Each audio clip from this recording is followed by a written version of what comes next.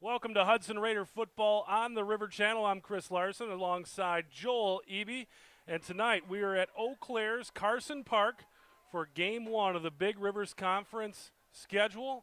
The Hudson Raiders on the road tonight taking on the Eau Claire Memorial Old Abe's. The Raiders come into this game 1-1 after losing last week to Kenosha Bradford, winning their opener 19-0 against Wisconsin Rapids. Memorial comes into this game 2-0 in outscoring their opponents. They've played the two lacrosse schools, Central and Logan. They've outscored their opponents 80-7. So it's a high-flying offense that we're going to see out of Memorial. What are we going to see out of Hudson tonight, Joel? I think you're probably going to see more of the same. You know, that running attack. They're going to try to run the ball up the middle, try to break it up with some outside runs, hopefully mix in some passes. They've shown the ability to throw the ball deep in the past. Hopefully we can get the backs into the passing game out of the backfield and get back on track. Really, when you think about it, Chris, we've seen 8 quarters of Hudson football, and really only 2 of those have they been outplayed. And that was last week against Bradford. They dominated the first half of play, and in the second half, unfortunately, they were dominated. The Raiders come into this game ranked 15th in the state in Division I. Their loss last week to Kenosha Bradford. No harm done there. I mean, they played the number 3 team in the state. That's going to happen. So the Raiders come into this game pretty well experienced, playing 2 tough opponents. And Memorial comes into this game with some confidence, but we're not sure about those opponents. We'll see tonight. Kick fielded at about the 10-yard line and taken down immediately. Lawrence Pruitt inside, just outside the 20-yard line for Eau Claire Memorial, and that's where they will set up their first drive from their own, looks to be about the 18-yard line. I think this is what Hudson likes. They like to be on defense first, let their defense set the tone for the game. If they can get a quick stop here, get the ball back, give the offense a short field, let those big offensive linemen try to push the ball down. There's a good chance we're going to see some passing here. Quarterback Matt Knapp from Eau Claire Memorial comes into this game with 458 yards passing on the season. So over 200 yards a game for Knapp. And the first play of the game, they will run it up the middle, and that is their leading rusher, Kelly O'Leary. O'Leary comes into this game with 30 carries for 146 yards on the season, picks up about 6 on first down. And he is one of the few returners from last year. This is really a young Memorial team, or relatively inexperienced. They lost a lot of kids to graduation. You know, you talked about Knapp's passing. His 2 favorite targets seem to be number 2, Joe Rush, and number 3, Andrew Davis. The Big Rivers are ranked number 2 and 3 in receiving. So here's Knapp under center on 2nd and 3. And they will hand it off again to O'Leary, and O'Leary's going to have enough for a first down. And they will move the chains, setting up a 1st and 10 for the Abes on about the 30-yard line. Well, I got to believe that if Memorial can run the ball effectively, they're going to be happy doing that. The running back, O'Leary, does have three touchdowns on the season.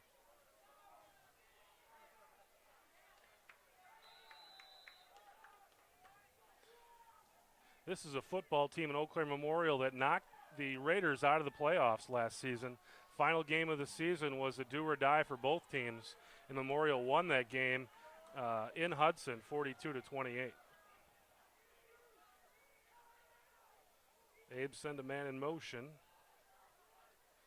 and O'Leary will hand it off again, and O'Leary picks up about 3 there. You know, that looked like that play was going to be stopped for little or no gain. The linebacker on the left side, Hudson defense, had a good shot at him, just couldn't bring him down. He fell forward and got close to 5 yards. Where have we heard that before?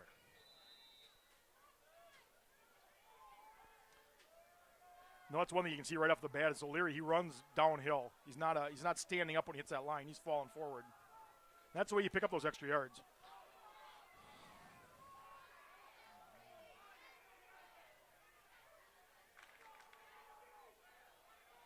See what the Raiders do here on 2nd and 6. This time Knapp looking to pass, throws it downfield, got his man for a first down and more. Out to the 47 or 48-yard line, and that's going to move the chains once again, 1st and 10 for Eau Claire Memorial.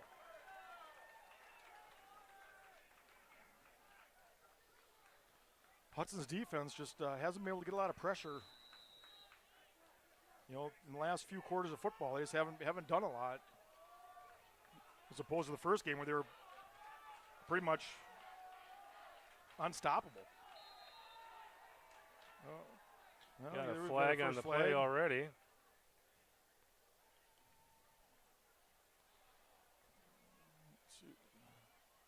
And we've got some motion on Memorial, and that's going to back it up 5 yards. Oh, it looks like he's talking about the center had moved the ball.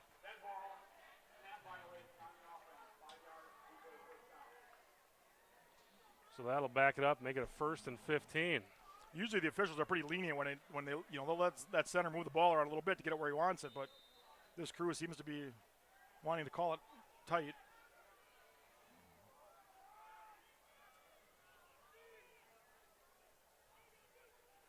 See what Knapp does on 1st and 15.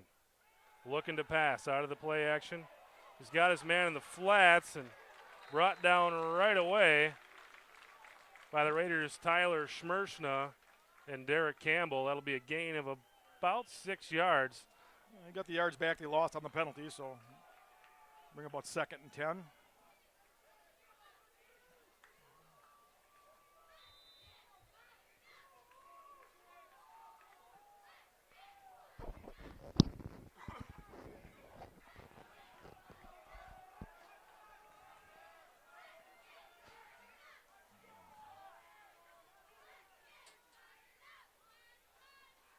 So it's 2nd and 9. Knapp will hand it off to O'Leary, and O'Leary just over midfield to about the 49, and that's going to bring up 3rd down and a short 7 for Memorial. You know, once again, you saw the Hudson defender make good contact to begin with, but again, he falls forward, picks up an extra yard. If they're able to do that all game, that's going to add up to a lot of extra yards.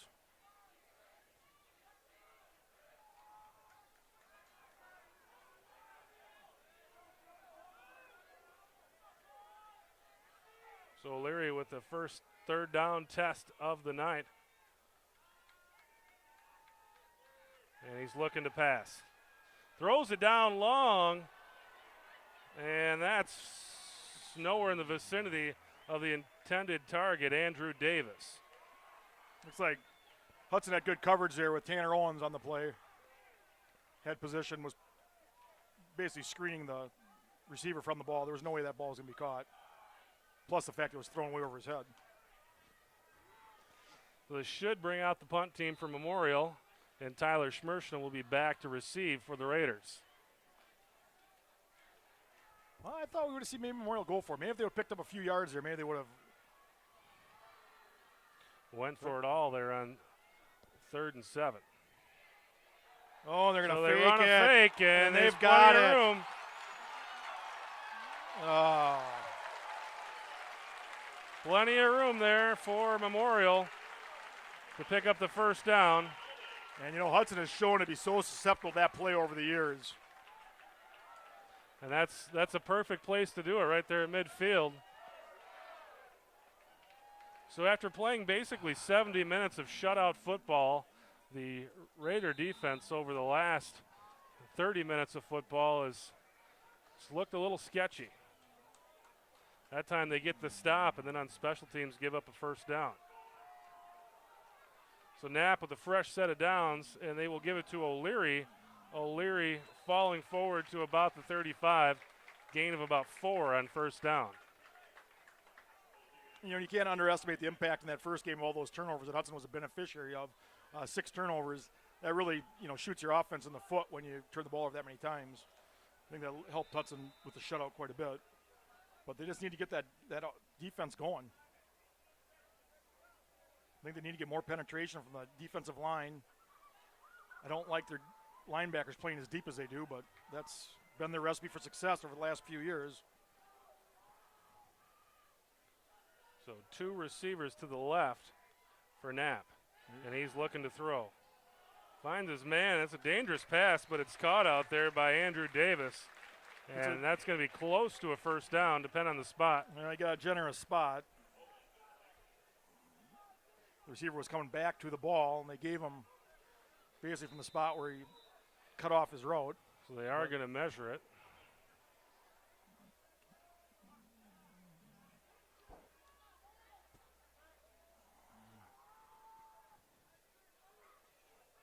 And once again, you know, the trick play. We saw it last week against Bradford where that halfback reverse pass. Set up the first touchdown for Bradford. And now you have a fake punt, which puts Memorial deep into Raider territory. Now they've got fourth and very, very short. It's like just a couple of inches. I'll expect to see a run here, maybe even a quarterback sneak.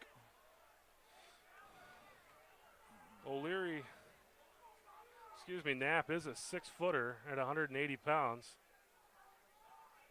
Pretty good sized quarterback for Memorial.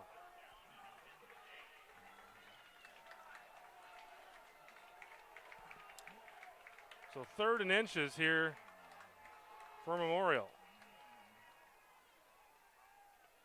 And O'Leary's got it.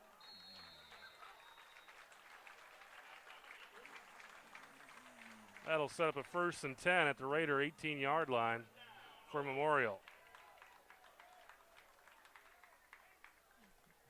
It's like Eau Claire seems to have a little bit more size along their offensive line than they've had in the past.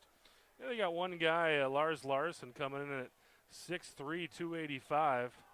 He's the big guy, number 77 on your screen. They've been playing right tackle. Expect to see him run to that side.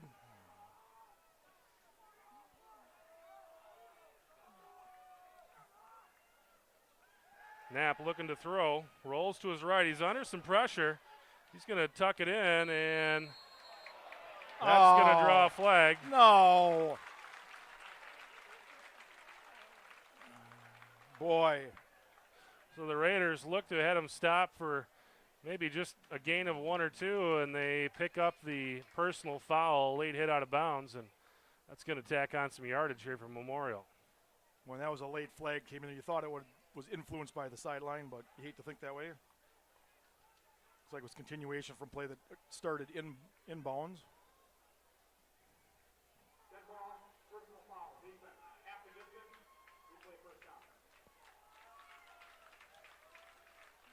So that's going to bring the ball down to about the 9-yard line. You know, that's one thing, Chris, that Hudson has done a great job of this year is just avoiding the penalties.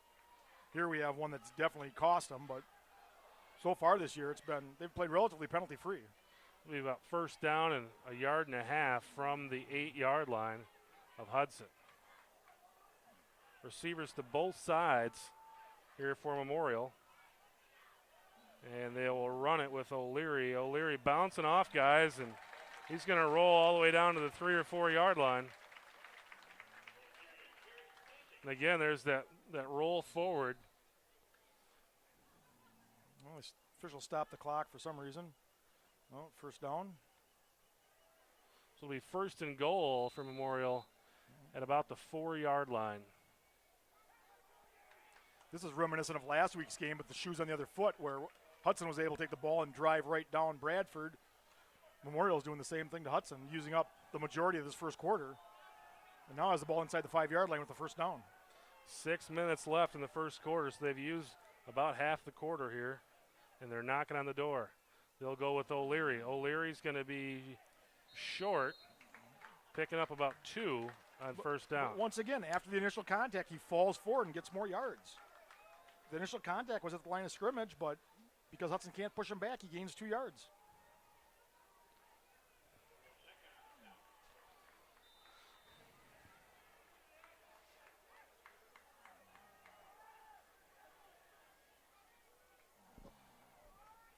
The Old Abe's mixing up the run with the pass pretty well tonight. Looking impressive on offense here. And there's a team that really made some giant steps in their program last year. And they'll go with O'Leary. O'Leary, nice move to the outside, and he's in the end zone.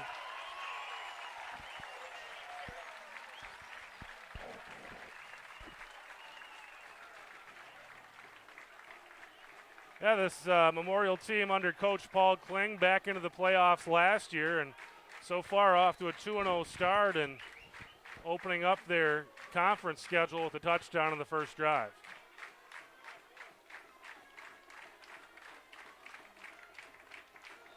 Oh, and the Raiders got a piece of that, and it is no good. So that will make it 6-0 Memorial with 5:10 left to play in the first quarter. The Raiders will get an opportunity to answer that drive. Well, there, Memorial left some points on the table there. Hopefully Hudson can take advantage of that. I'll get a chance to see Hudson's offense for the first time tonight. Hopefully they can answer the call. And this could prove to be a high-scoring affair, the way it's going. Yeah, last year this same game he had 70 points on the board. So usually when these two teams get together, there's some points put up on the scoreboard. And that's one thing we didn't see last year at Memorial. We didn't see a prolonged drive. It was a big play offense. And they have the ability to do that, I believe, with their passing game, but that was a nice drive. If they can continue to do that, it's going to be a long night for Hudson.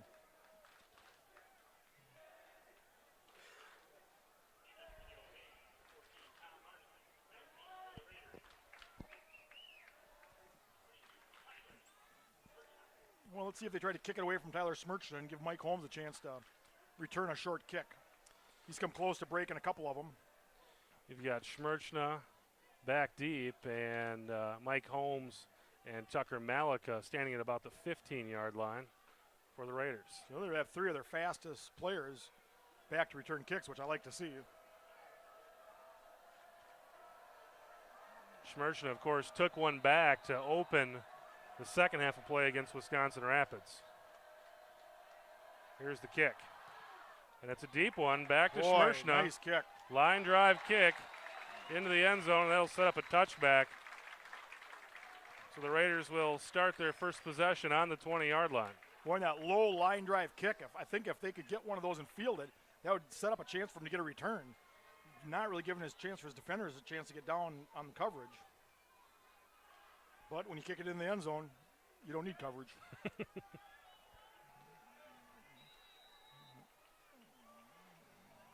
So the Raiders will start their offensive possession with Miller under center. And a flag. Now, where's the flag on that? The Abes went ahead and took out Miller anyway, and we didn't get the continuation penalty on this side of the field.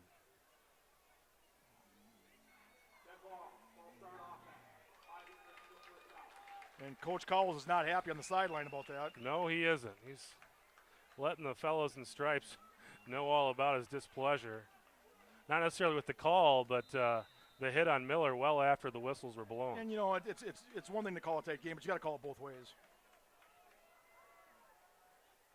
So the Raiders will start 1st and 15 now on the 15, and Miller will keep it, and he kicks it out to Brody Belland, and that's a loss of about a yard or two. And now we've got more flags on the ground. And this was well after the play. Oh, and that's going to be against Memorial. Unsportsmanlike conduct.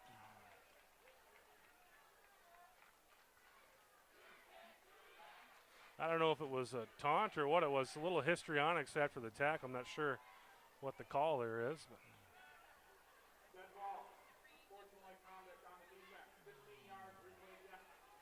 unsportsmanlike conduct. So that should make it second and very, very short. Or first and very, very short, I mean. So now we went from second and 17 to a second and about 2. But shouldn't that, they're going to replay the down.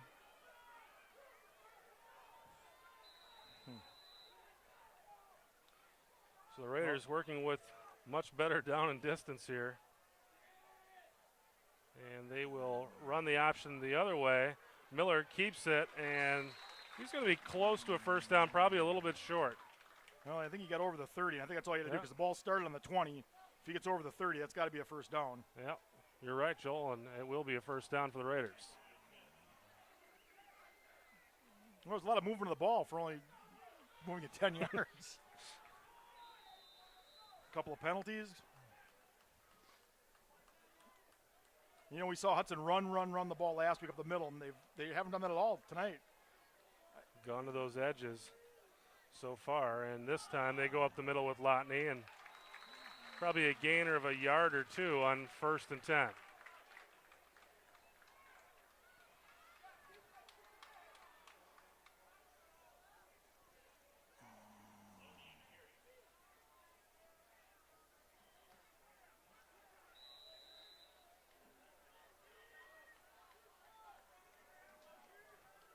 Holmes and Bellin the wings. And that should be on Memorial. Looked like Alistair Keys took off a little early on that one. Alistair Keys, there's a name I recognize from wrestling. Wrestler for Memorial, playing his senior season of football. Couldn't wait to turn on the afterburners on that play. Well, once again, that's Hudson's modus operandi, if you will. They always send that back in motion, and Keys saw him go, and he was following him. Got Gallardi and Dewey wide for the Raiders. And they will give it to Holmes. And Holmes is going to be a little short. Whoop. Alex Newell comes into the game for the Raiders. Hudson's got to do a better job of blocking up front. Actually, Alex Herink comes in for the Raiders. Those misdirection plays they just don't work unless you can sustain a block for a few seconds.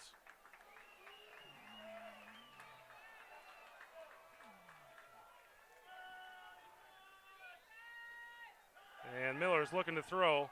Throwing deep. Looking there for it is, Herink. And Herink's got it, and he's going to go all the way to the end zone. Touchdown, Raiders. Boy, what a play for the Raiders. So that's what we were talking about on the way over here, Joel. We're looking to get Herink involved in the game. He's a big guy, 6'5", just a sophomore, but he's got some wheels, and he got some separation there between him and the defensive back, and Miller put the ball right in the money. And what a perfect pass by Luke Miller. Hit him in stride, right over the shoulder. Didn't have to turn to catch the ball, really. Didn't have to break stride. So the Raider offense answers, and now Somerville with an opportunity to put the Raiders in the lead. We're tied at 6-6 with 3:08 left in the first quarter. Somerville's kick is good, and the Raiders take a 7-6 lead. And that's one thing we talked about it on the way over here, Chris, that with this new high school type offense, you see more and more teams go to a spread offense and more willingness to throw the ball downfield. I really would like to see Hudson do more of that. I think they've got the players to do it. I think they just need to pull the trigger. Yeah, Miller threw for 111 yards last week against Bradford. So, and if you can throw the ball deep and show you have a deep threat, that's going to keep those linebackers more honest, the corners more honest, the safeties more honest. That's going to open up more of your running game. Absolutely.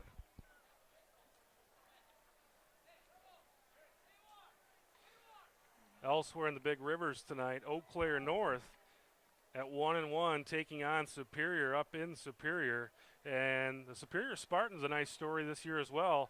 Tough year the last few years. They are 2-0 to start the season with wins over Merrill and Duluth East, and that's who we'll see next week going up to Ole Hogsrud. Yeah. Hudson is getting their traveling out of the way early this year, going to Kenosha last week, a 5-hour bus ride, and going to Superior, which is about a 3-hour bus ride next week. The only other long-distance trip they have will be to Rice Lake. That's not too bad. Hour-and-a-half drive. That game on the 23rd of September, the Rice Lake game. In between the Superior game and the Rice Lake game is homecoming, September 16th against Chippewa Falls. And Chippewa Falls is never an easy club to defeat. I think they are a little down this year, but Cardinals are 2-0, and they're taking on 2-0 Menominee tonight. And that's another game that's usually at the end of the season, and really a game that the conference is sometimes on the line there. This year with the schedule swap right at the beginning of the conference schedule. Somerville kicks off. Short kick. Fielded at the 15. And the Raiders will bring them down around the 31. Dan Kelly on the tackle. So Joe Rush with a 16-yard return, and Dan Kelly on the tackle. Old Abe's will start their offensive possession here at the 32. It's kind of surprising me here, Chris. We've seen Knapp, the quarterback for Memorial. He played both on offense and defense. Obviously the starting quarterback, but he also is a starting safety. For the size of school, they don't have a whole lot of guys walking the sidelines here. It doesn't seem to be a real big team. Well, they have over 1,600. They set up the screen. Oh. The Raiders had O'Leary stopped and then let him escape into the second level. And O'Leary picks up about 16 yards on the screen, and it looks like we probably have another one of those unsportsmanlike conducts coming up too. Late flag. Matt Strickode had a great opportunity to stop that with little or no gain and just couldn't wrap up the receiver. The Raiders able to get in there, and you're wondering, boy, what's going on here? And sure enough, it was a screen. Boy. Well, the officials are making themselves known on the field tonight. Yeah, you're not going to want to do anything that might get you flagged tonight because they're dropping them to play a tight game tonight. You never like to see officiating have any kind of a bearing on the outcome of a game. That's the third unsportsmanlike conduct in less than 10 minutes of football here. Unfortunate thing is 2 of them went against Hudson. But it's good. It shows these kids they got to watch their mouth. I'm sure that's what it is. Somebody probably said something and within earshot of the official. So 1st and 10 for the Abes on the Raider 39-yard line.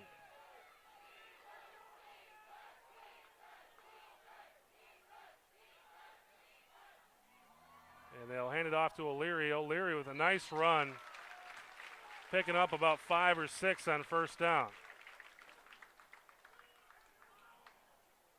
Boy, and Hudson does not have an answer for that running game of Memorial.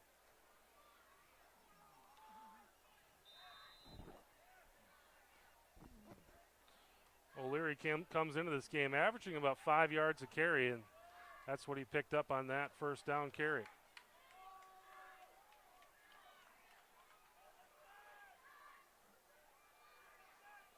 Second and 5, they'll give it to O'Leary once again. This time he breaks it to the outside, and he'll have the 1st down and a couple more down inside the 25-yard line of Hudson.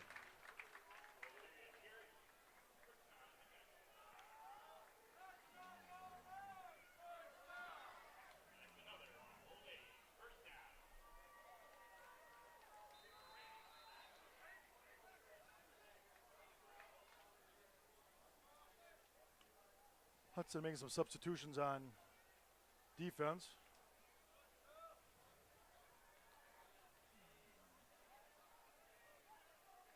So 1st and 10 is Knapp. He sends a man in motion, and they will play fake it, throw it downfield, and it's incomplete.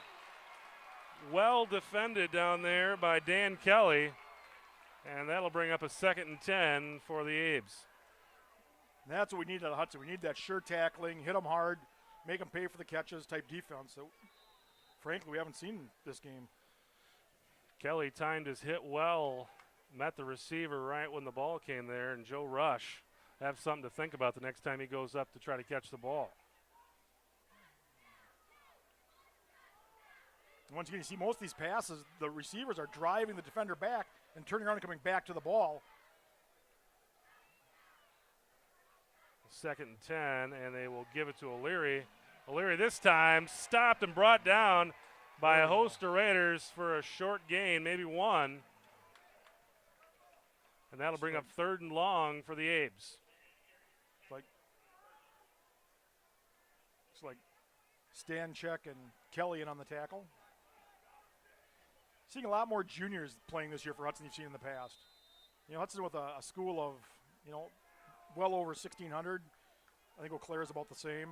They always tend to put a lot of kids on the field. I've talked to coaches in the past. It's hard to get all these kids reps in practice, let alone getting them into the games. So Knopp on a passing down here, 3rd and 10. Let's see what they do.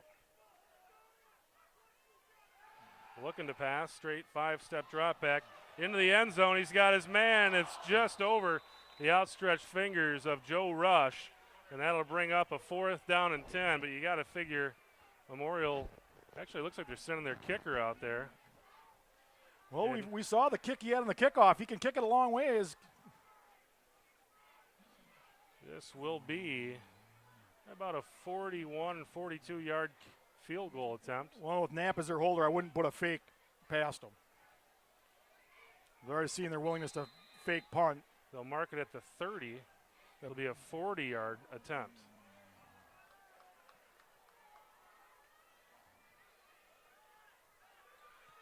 down. It looks like Kick it's is wide, up. wide left. And it is Oh, good. it's good.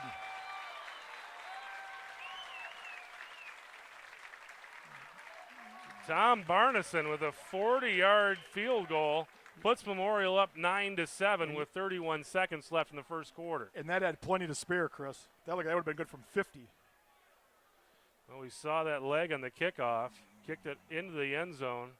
Would have gone all the way through the end zone had Schmerster not put a hand on it. And as we talked about in the past with Hudson, what an asset it is to have a kicking game. Be able to kick field goals, be able to kick that ball deep. When you're continuously kicking the ball, to the 20-yard line with any kind of a run back, your opponent's starting the ball on the 30 to 35, and that's just, you're giving them a short field. Giving away 15 yards per drive right there.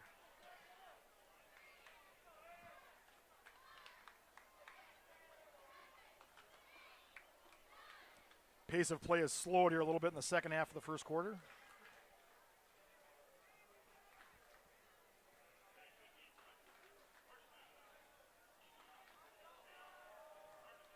We have about 32 seconds left in the quarter. So Barneson set to kick to Schmershna.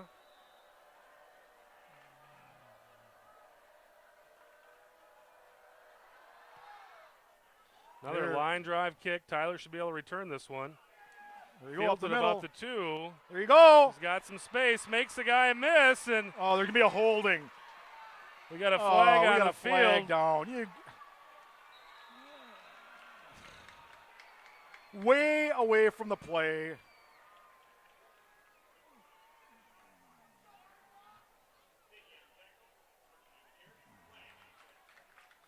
So that will back the Raiders up.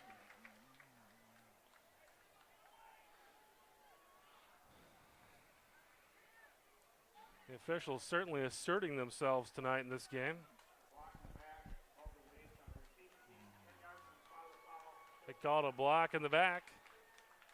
And if it was in years past, I would have said, yeah, Hudson creates a lot of penalties. But the way they played this year, this looks to be a bit ticky-tacky to me.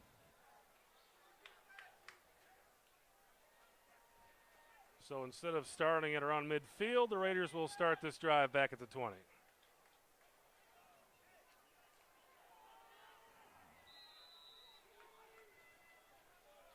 Well, this is where they started the last drive, and it turned out okay, so maybe they can duplicate that. Miller will pitch it to Malika. Malika around the right side. Not much going over there, and he'll pick up about a yard on first down. Memorial did a nice job of stringing that out, but Malika, indecision. It's like he didn't know whether he was going to try to break it to the outside or try to cut it back up. That indecision cost him. For being one of the fastest kids in the field, I think he needs to get to that edge and cut it up. So we've got a 2nd and 9 coming up. That's going to be the end of the quarter. And we'll switch fields. So at the end of the first quarter, the Raiders trailing Eau Claire Memorial 9-7. So we talked about North and the road at Superior. Chippewa Falls tonight at 2-0, taking on Menominee at 2-0 at Donna Nona Williams Stadium.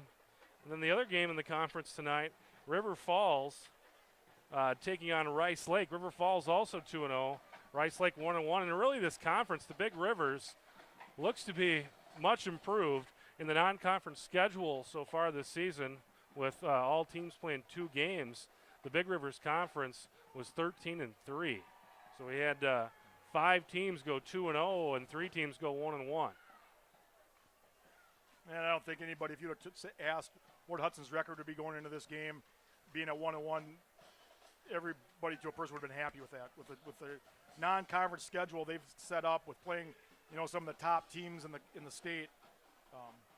But if you want to be the best, you got to play the best.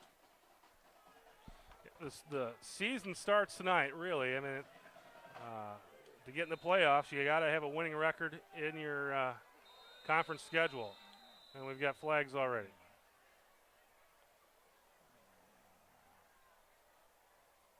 These guys must have just got some new whistles or something. See, Hudson's clapping, so somebody lined up in the neutral zone. They'll call it on the Aves and offsides. Man lined up in the neutral zone. Give 5 yards to the Raiders and make it a 2nd and 5. And this just, it takes some of the enjoyment out of the game for me. I mean, let the kids play. I mean, this ticky-tackiness is.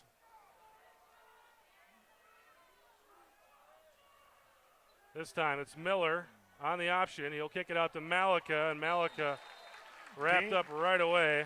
Dangerous pitch. Gonna be a first down, I think. I think once again, all they do is get to the 30, I believe. Well, this one wasn't a touchback, though. I think that ball was marked about the 20 and a half, but it's going to be good enough. They'll move the chains. 1st and 10 for the Raiders.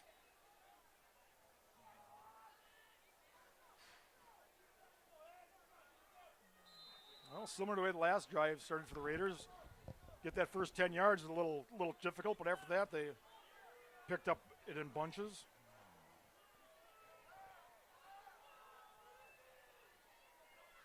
1st and 10.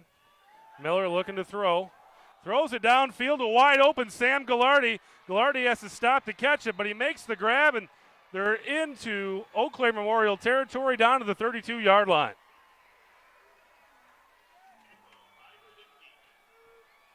And Gallardi just got free into the defensive backfield. Easy throw for our guy Luke Miller. And once again, Luke Miller's guy, I believe, has the arm to work the passing game. I think with the receivers he's got with Gallardi and Herring, air it out. The 1st and 10 for the Raiders here. And they'll kick it out to Holmes. And Holmes will pick up about 3 or 4 on 1st down. Down to around the 30-yard line. That's one thing that Hudson has not had in the last couple of games has been that edge game where they can get, a gain of 10, 15, 20 yards on a pitch play.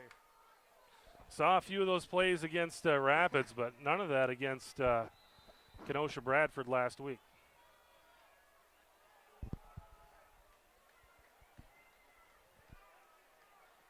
Miller this time on the option once again. He'll keep it and not get much. Memorial had that thing covered up pretty well. And we talked about the need for the wide receivers to block. You saw in that last pitch to Holmes what a good job Gallardi did on that side on the block. Gave him that lane to be able to cut up and at least get a few yards. And there we'll have a loss of a couple. We're up 3rd and long. But I got to believe Hudson's in 4-down territory. They're not going to punt it here, so try to get something here. And so 3rd and 8 coming up for Hudson on the 32-yard line of Eau Claire Memorial. And I can't believe how little we've called Lotney's number tonight. Maybe they learned a little something after last week. I know there's some upset fans with the way they ran the ball. And they'll throw it downfield for Herink, and nothing doing. That's going to bring up a 4th and 8. Good coverage there by Memorial. Yeah, Lotney had 26 carries last week, and so far we've only seen him a few times tonight.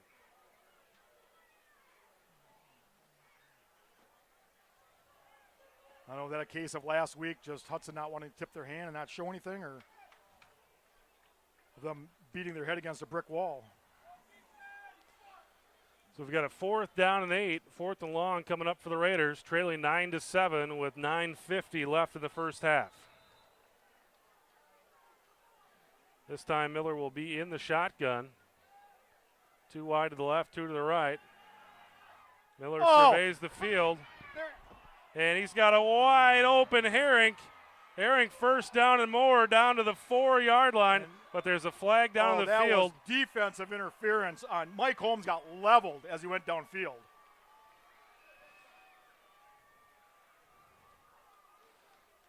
That was about as flagrant as it gets.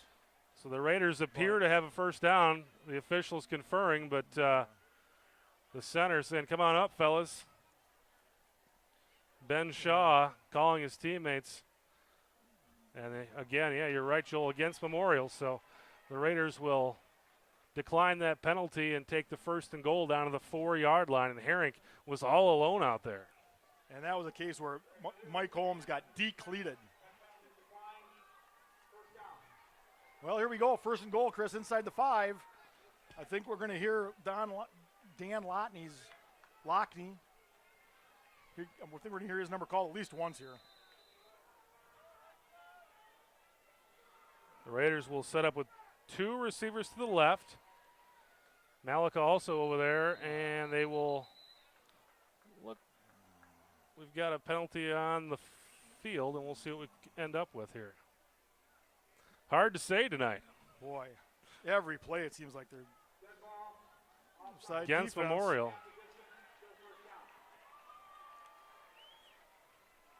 And from what I've seen, Joel, when I could really see it, it looks like when the Raiders put a guy in motion, that just draws the defenders. The few times that I've really been able to see what's going on there, that's what it looks like is happening. They did that at will last week. There's Lotney. They'll go Lotney, and Lotney's into the end zone. Touchdown, Raiders. So Hudson retakes the lead with 9:20 left in the half. That'll make it 13-9 Raiders. Somerville will come onto the field for the kick here.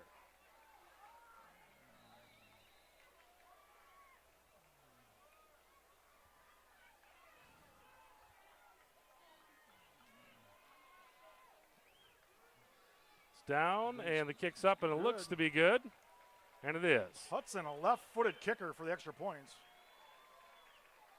So the Raiders take a 14-9 lead.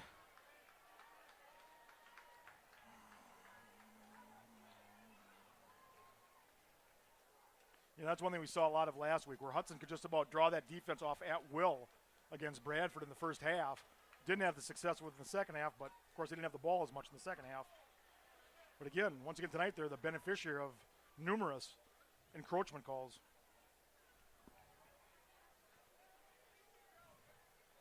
And it just doesn't appear that Memorial's really ready to cover well. Seems like every time the Raiders have tried to pass downfield, it's been there for them too. They've had, other than, they did good coverage on Herring. They tried that pass down the right sideline here, but other than that, they've had guys open. Harken back to the days of Yucatel and his spread offense, where he'd line them up and throw the ball 50 times a game. I don't know if that's the answer, but to see a nice balance. Actually, if you look at the number of plays that Memorial's run this season, they've done a good job of balancing it. I think that's what happened last year. Memorial was such a passing team. Teams knew what to expect. Where this year they've got a much more balanced attack. Somerville set to kick. Back deep is Joe Rush.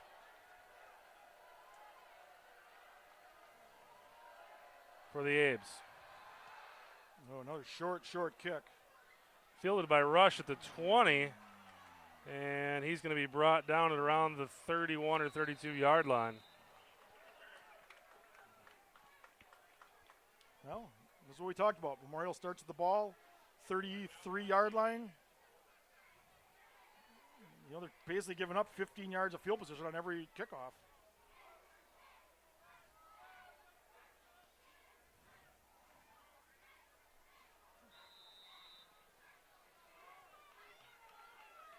Scary thing is, when you think about it, anytime Memorial gets to the 20 or 25, they're going to try a field goal. So Matt Knapp under center. They'll give it to O'Leary. O'Leary around the edge, makes a guy miss, breaks another tackle, and makes another guy miss. Loses his helmet, but he's down to the 44-yard line of Hudson. Pickup of about 20 yards on 1st and 10.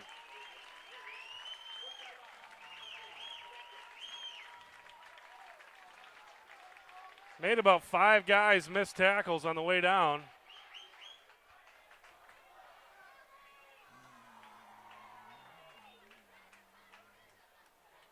Hudson's defense needs to get they need to get a spark here. They need something good to happen, get the momentum back in their favor.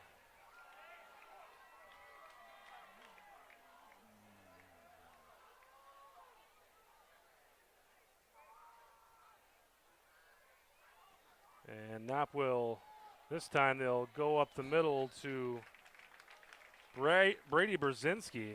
And Brzezinski with a pickup of about 1. Matt Strakota brings him down. We'll bring up a 2nd and 9 for the Abes. That's what we need to see. We need to see Strakota fighting off those blocks and getting those tackles inside. Right there, you see he gets the tackle, it's a gain of 1. When the linebackers or Smirchin are making the tackle, it's gains of 5s and 6. Oh, looks like Memorial's going to call a timeout. Want to talk about it? So Memorial calls time, trailing in this game 14-9 to the Hudson Raiders, but inside Raider territory, down to about the 45-yard line here. Really, they only need to get 20 yards. They're in field goal range. 8:12 left in the first half. But if you can hold your opponent to field goal attempts, I like our chances. The Raiders' offense has moved the ball well tonight.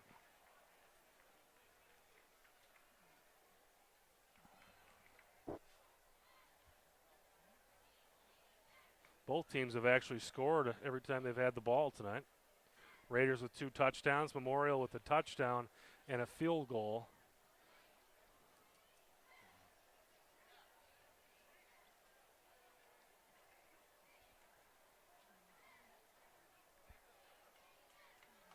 Official having some conversations out here with one of the Memorial players. I don't know what that's all about.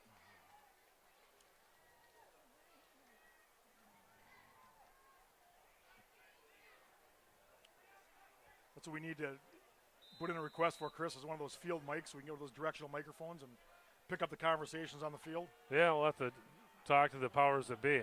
See if we can get it in our budget.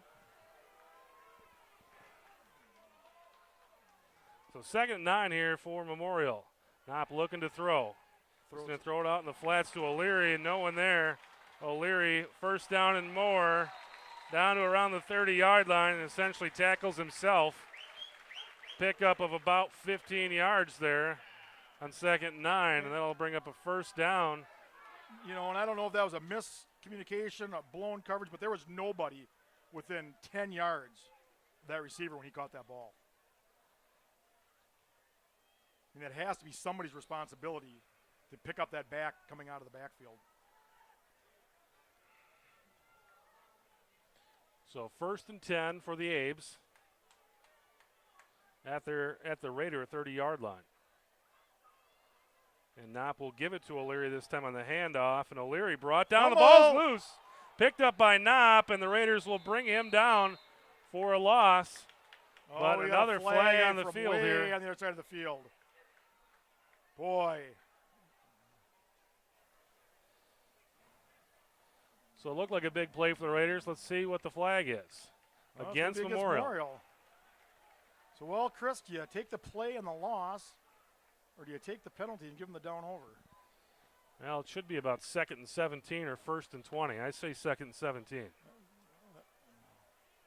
Well, they've got the ball spotted at the 30, just about the 30, just inside the 35-yard line.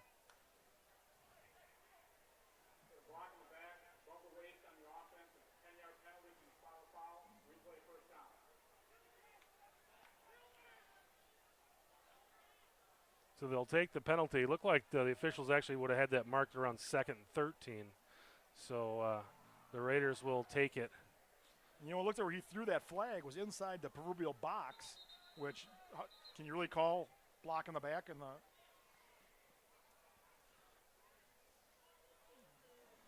These guys are on top of the game tonight, Joel. They're on top of something. So 1st and 20 here for Memorial. And Knopp will be looking to pass. He's under some pressure, gets out of it, under some more pressure, gets out of it, and finally brought down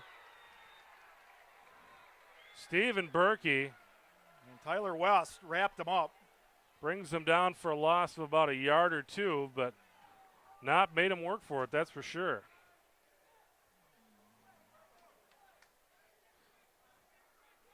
That's really the first time he's been under duress tonight. Yeah, and they had several defensive players there putting pressure on him. It wasn't just the defensive ends. So 2nd and 21 now for the Abes on the Raider 41. I got to believe you're going to see him throw the ball a couple times here.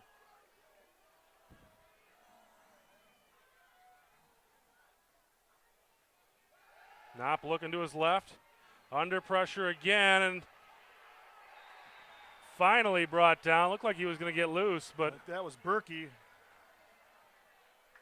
64, Stephen Berkey had finally got him wrapped up and brought him down for no gain. so 3rd down and 21 here coming up for the Abes. They really got to probably be down to around the 27, 28 probably before they're going to send their kicker out there. Can't imagine they'd go for more than anything over 45. You wouldn't think so, but after seeing him boot that last one, I'd be tempted to give it a roll anytime you get inside the 30. So 3rd and 22. 2 receivers to the right, and they'll throw it across the middle there, and it's incomplete. Coverage on the play for the Raiders with Stuart Burns. And that'll bring up 4th down and 22. Like Stuart Burns there on the coverage. Actually, look at the ball actually bounced off him. So the Abes look to be sending out the punt unit for the first time, and the punter, need to be aware of this, Punter is the quarterback. Knopp. And the last time they sent out their punt team, they didn't kick the ball. A little different down and distance that time, or a little difference anyway. So nice kick by Knopp. Schmershna will field it at the 7. Get some room down to about the 18-yard line where the Raiders will take over. Okay. So the Raiders with their first stop of the evening on defense. And now the offense with an opportunity here with 5:42 left in the half to perhaps stretch this lead a little bit. And we saw the stop. The defense getting some penetration, putting some pressure on the quarterback, getting a tackle for a loss. It's a lot easier to play defense when it's 3rd and 4th and long than when it's 2nd and short. I know that sounds profound. That's why we've got Joel here, folks. The master of the obvious. And they'll go with Lotney up the middle. Not much going there on 1st down.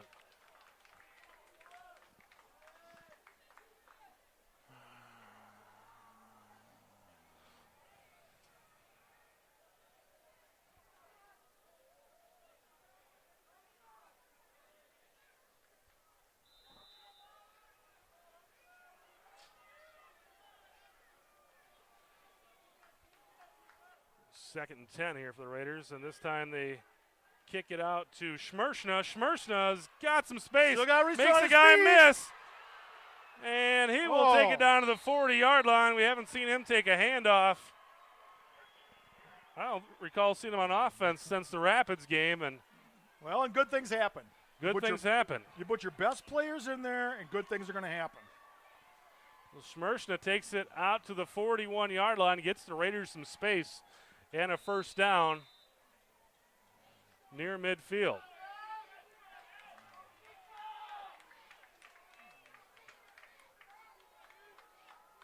Now let's see a pass here. They're going to run the option. They kick it out to Malika, and Malika's got nowhere to go.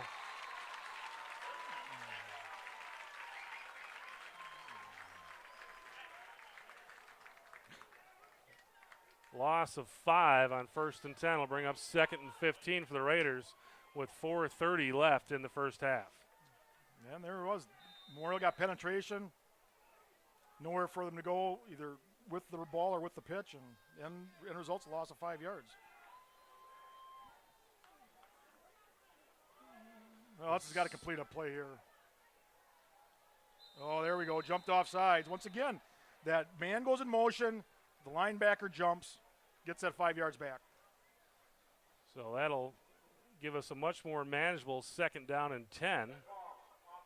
Miller looked to be dropping back for a pass there. Maybe Hudson should do that a couple more times to get a 1st down. It's a good play. I'd like to know how many yards they've gained on that play this year. I wonder if there's a statistic on that. It's been 4 or 5 a game, easily. So Gallardi will come over to this side with Herink. The way they're set, though, one guy not an eligible receiver, but they run it anyway. And Malika with nowhere to go there. And that'll be a loss of 1, bringing up 3rd and 11 for the Raiders. Boy, as well as Hudson ran the ball up the middle against Rapids, and even in the first half against Bradford, they just had nothing. No success since halftime last week.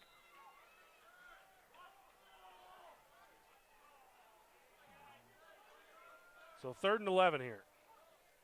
Miller's going to look to pass. Throws it to Herring, but that's well short of the first down. Pick up about 2, and that's going to send the Raider punt team out of the field.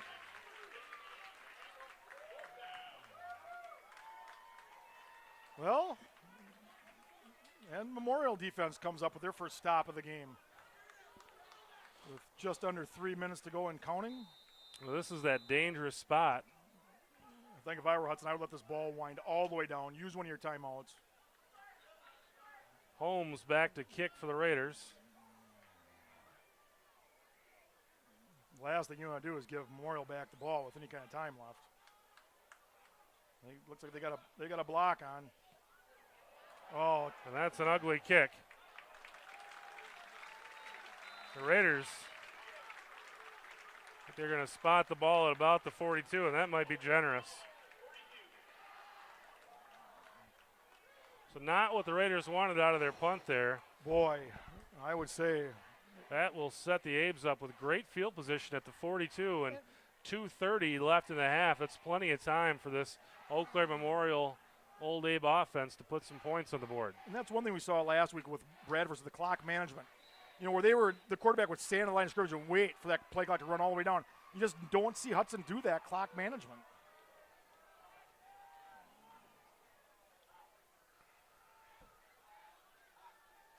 This time he's in the shotgun. Throws it across the middle. Dangerous pass. Interception, yes. Dan Kelly. Overthrew his receiver, and Dan Kelly scooped it up. So the Raiders will get the ball back on their own 42. Nice field position for them. And with 2:20 left, they could do something here. Well, and by not following my advice, they've got an extra timeout and a few extra seconds. Guess that's why I'm up here.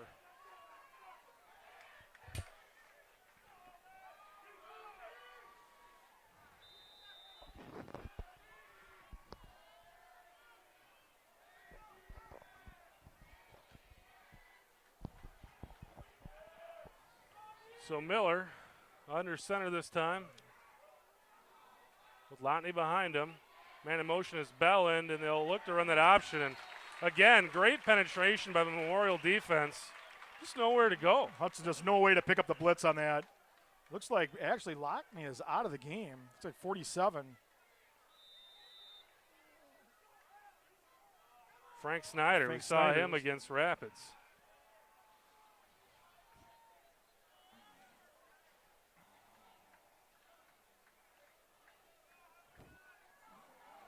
Belland to the left, Holmes to the right. Got Herring wide to the right and Sanglardi wide to the left. Miller looking to throw, throws it deep to the left side, and he had Belland, and incomplete, but a flag comes in. Boy, I don't know. They're going to call that offensive? The Memorial crowd thinks they are.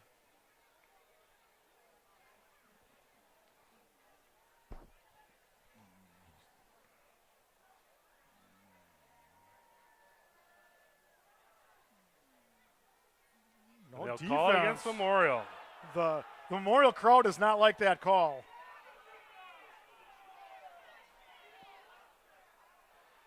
So the Raiders get a break there. Well, that was similar to the call that got called on Hudson in the corner that set up Memorial's first touchdown. So it's a first down for the Raiders. Down to the Memorial 44-yard line.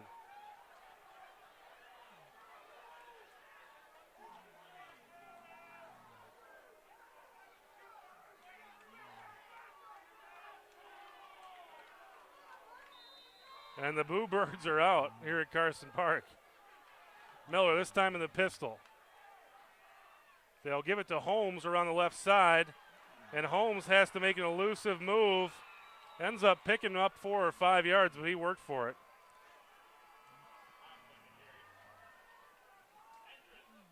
Well, when you think about it, Chris, that penalty was very similar to the one they called against Hudson in the corner of the field there that set up Memorial's first touchdown. It was the defender impeding the receiver's ability to get to the ball. Well, 2nd and 7 here. Short 7 coming up for the Raiders. 1:25 left in the half. I think we're going to have movement on Hudson there. It's like the defensive tackle on this end left a little early. It's going to push the Raiders back.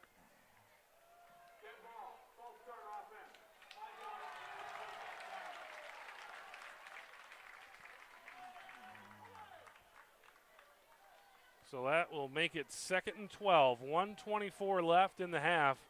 Raiders looking to extend a 14-9 lead over Eau Claire Memorial. A couple of quick updates here from the rest of the Big Rivers Conference. Looks like we've got at the half Chippewa and Menominee tied at 7, and North and River Falls both losing. And they will give it to Holmes around the left side. Holmes looking good, taking it down for a gain of about 6 or 7, with the clock ticking at 1:16. Well, Hudson does have 3 timeouts. I'd like to see them make something happen here. Bring up 3rd down and a short 5. Clock ticking at 1 minute. You can run a lot of plays in 45 seconds with 3 timeouts, but. And they'll give it to Belland. Actually, Joe Kelly. And Joe Kelly is going to be short of the first down by about 1 yard. You got to call a timeout. You got to call a timeout here. I think it would have been better for Kelly there to get out of bounds. So the Raiders will call a timeout, their first timeout, and they'll have a 4th and 2 coming up with 43 seconds left.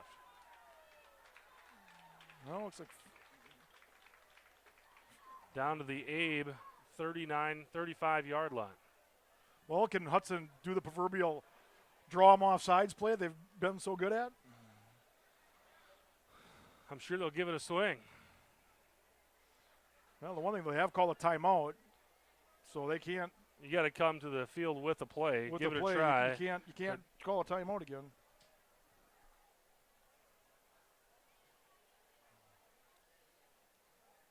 And I'm sure that's what the Memorial coach is telling his defense. Just don't jump off sides. Because realistically, we haven't seen much of a kicking game out of Hudson this year, and realistically, they do need to score a touchdown. They're not going to kick a 30 or 40-yard field goal.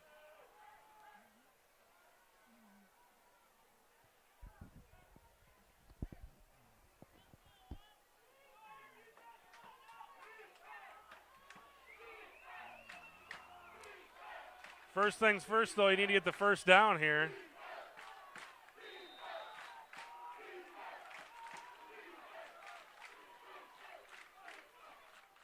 Malika in motion. They'll fake it to him. And they're looking downfield, and it's intercepted. Realistically, though, Chris, that's as good as a punt. Better than a punt, because now you give them the ball at the base of the 11-yard line with 35 seconds to go. And barring any kind of a huge mistake by the Raiders, they're going to go into the halftime with the lead.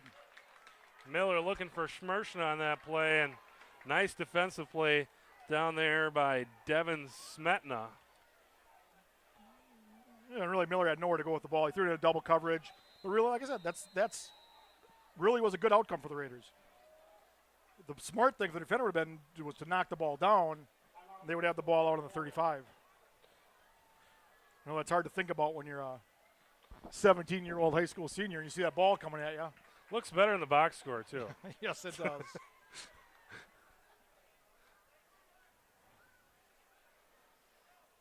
So Memorial will take a timeout. So taking a timeout, you got to think at least they're going to take a few shots here. Well, they've only got one timeout left, Chris, so they can stop the clock one more time. And with basically 90 yards to go. One thing we can't do is let the same thing that happened to us last week happen, and that's let a receiver get out there behind the defenders. I would hope that coaches are having that conversation with their defensive team right now.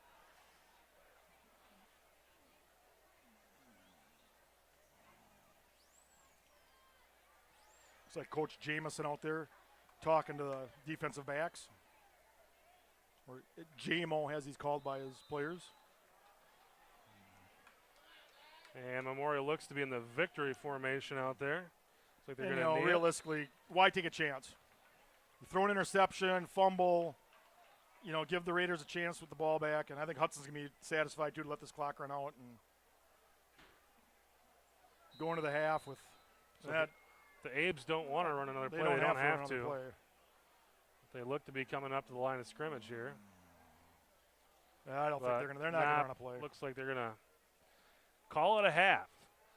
So at the end of the first half, the Hudson Raiders on the road tonight leading Eau Claire Memorial 14-9. So they'll take a break, and we will too. Be right back with the second half. The big boot of Tom Barneson to kick off for Memorial here. And it's a squib kick. Snyder picks it up. Face and mask there.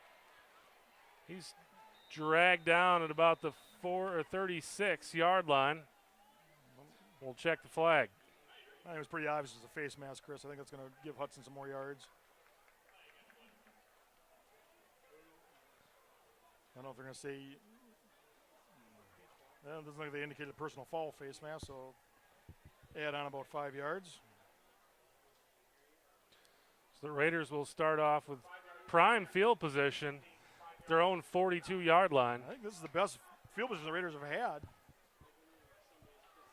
to start a drive. So in their first couple drives, they started at the 20, but they managed to score. Let's see what they can do with a shorter field here.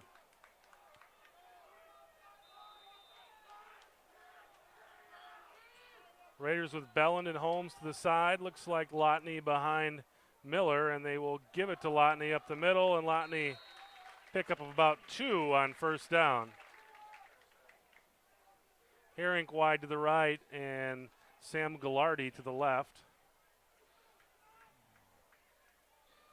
The same package coming here on second down.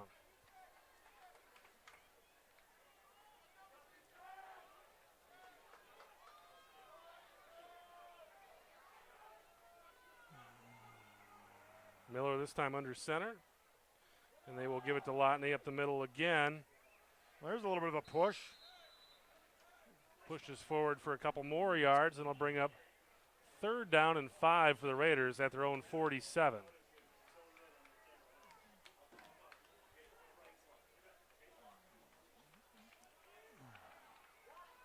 Well, let's hope the Raiders get a first down here and extend this drive. You hate to have to see them put in a position where they got to decide whether to go for it or not on fourth and 2 or 3 on their own on the 50-yard line.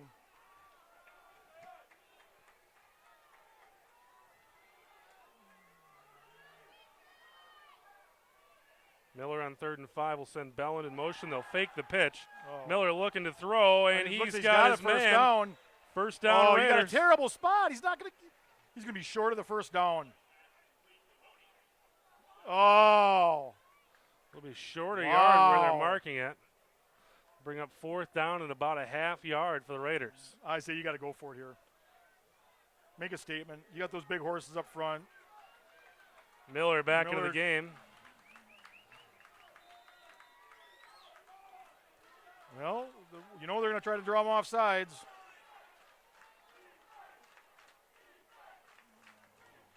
There it is. They got him to jump. Number 85 for Memorial, although he wasn't the only one. There were a couple overly aggressive defenders. Killy Kitzman jumps. And the Raiders have done that very well this season. Chris, I got to believe that's like 30 yards that Hudson's picked up on just defensive encroachment penalties this game.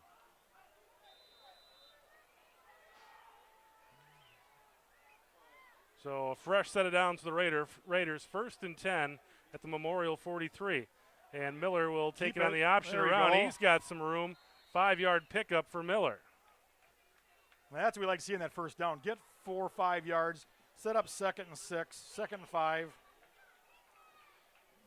Makes the game a lot easier to call from an offensive standpoint if you got those down and distances. Remember last year, all the 1st and 15s we had? So the Raiders down to the 39-yard line, looking to extend a 14-9 lead in the third quarter here. And Miller will keep it again and breaks the tackle, picks up about a yard or two. I'll bring up a 3rd down and short, probably about 3. And I got to believe the Raiders are in 4-down territory here, Chris. So really, they've got 2 downs to pick up 4 yards, 3 yards.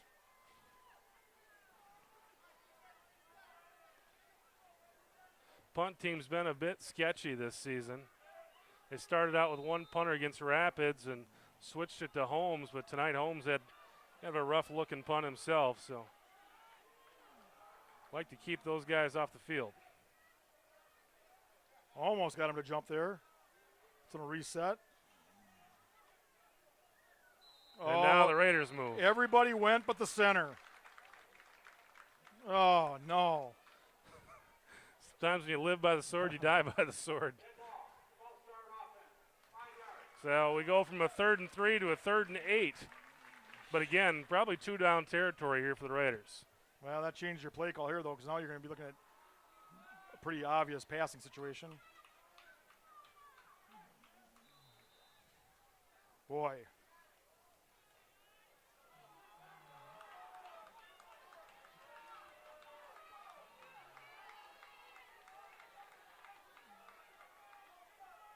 Miller under center, looking to throw. He'll throw it over the middle and nothing doing there. That'll bring up a 4th down and long. You know, Miller could have looked like he could have taken off of that ball right up the middle and gotten. That was a real short drop. Close to a the Raiders will send out that punt team. Looking to get themselves some field position here. And 4th and 8, probably a good call. It looks like it'll be Connor Poling who did the punting against Rapids out there. I don't think he's much of a threat to take off and run, so we're probably not going to see a fake. Faced some pressure in that first game. Nearly had a few blocked. And Memorial has everybody at the line except for 1 player deep. Snap is not so good. Poling gets off a pretty Nice decent high kick. And that's going to bounce out of bounds at around the 15. So nice kick by Connor Poling.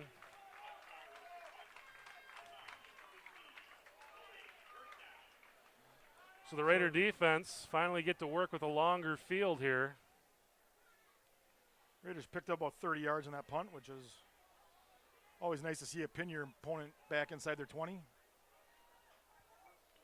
Defense will try to get this ball back for the Raiders. I think we're going to see a turnover here, Chris.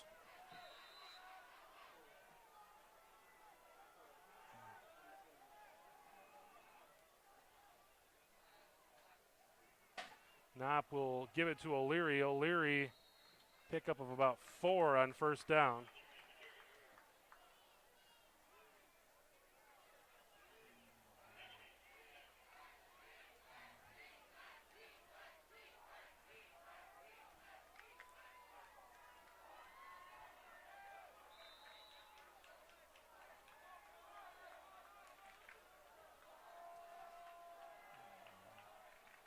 Second and 6 for Memorial.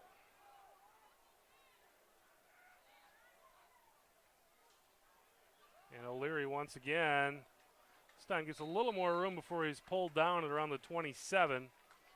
That'll bring up a 3rd down and short for Memorial, about 3rd and 2 coming up here. Really kind of surprised at the success that Memorial's had with running the ball against this Raider defense. That was highlighted as one of Hudson's going to be their strengths this season, is their defensive line, and that's hence they're running with 3 defensive linemen. I think we need to get a little bit more support from our linebackers.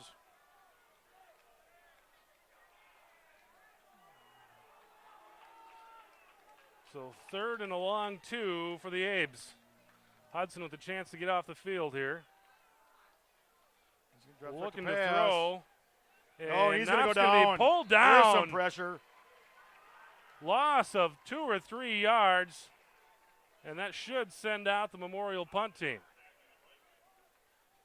That was John Botzett getting in there and getting the sack.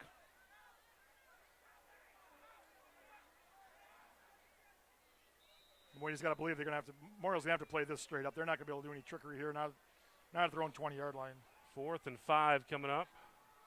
Knopp is the punter. So there's always a threat. Knopp will kick it away, nearly almost blocked.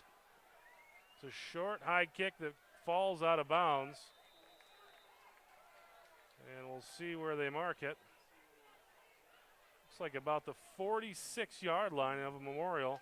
So the Raiders, with their best starting field position of the evening, will start off in Memorial territory. Raiders picked up about 20 yards in that change of possession, 15 anyway. But Raiders are going to have to convert one of these chances into some points. I don't like just having a 5-point lead. Feel much more comfortable with a 12-point lead. Raiders up 14-9, 6:49 left in the third quarter. Miller in the pistol. They'll send Holmes in motion. They'll give it to Holmes around the left side. Holmes making a move and picking up about 9 yards on first down. We'll see where they mark it, but I think it's going to be close to a first down. Looks like it's going to be just shy. This is a chance where I think you got to go deep. Take a shot. 2nd and 1. 2nd and less than 1. Take a shot down the field. See if you can get that big sophomore open.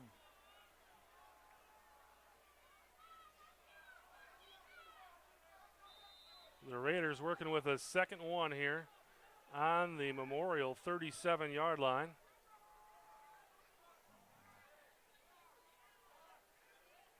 And Holmes, they'll give it to him once again around the left side. There, he's got some room. He's got some space, picking up 5 or 6 yards inside the 30-yard line. It'll be a first down for the Raiders. Well, it looks like Hudson's starting to get that running game going a little bit here, Chris. Starting to get that edge game that we saw a few weeks ago. I haven't really seen since until now.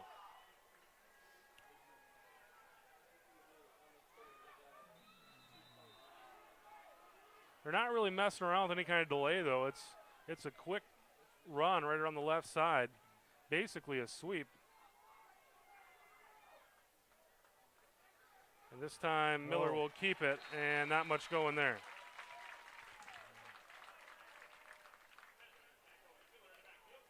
It's like David Feller in the backfield. No chance for that play to go anywhere.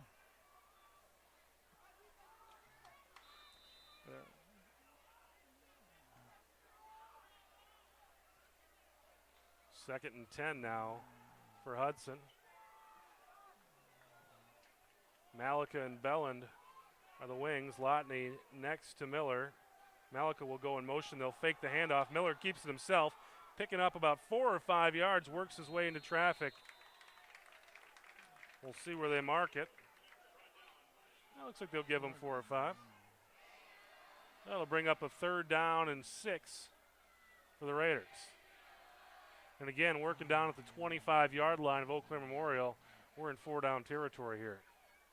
Now, you'd like to see the Raiders take a shot with a pass play here, but the way the running game's been going, maybe you run it again, try to pick up 3, maybe 4 yards, and leave yourself 4th and short.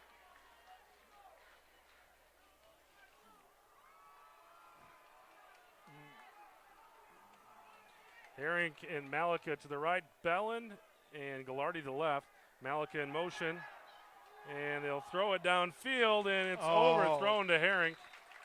And that'll bring up 4th and 6 for the Raiders. Boy, he had him open. He had himself between the defender and the quarterback, and that pass is thrown a foot shorter. That's a catch. I think that's really the first really errant pass we've seen Miller throw tonight.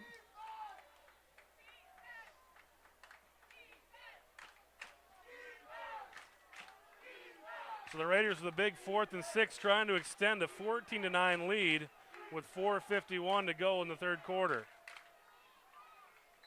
And we got something. Someone moved. We'll find out who it was.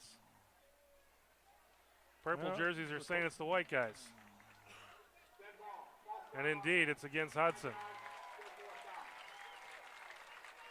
Well, that makes a bad situation worse. So we go from 4th and 6 to 4th and 11 here. And no doubt as to what Hudson will be doing here on this play.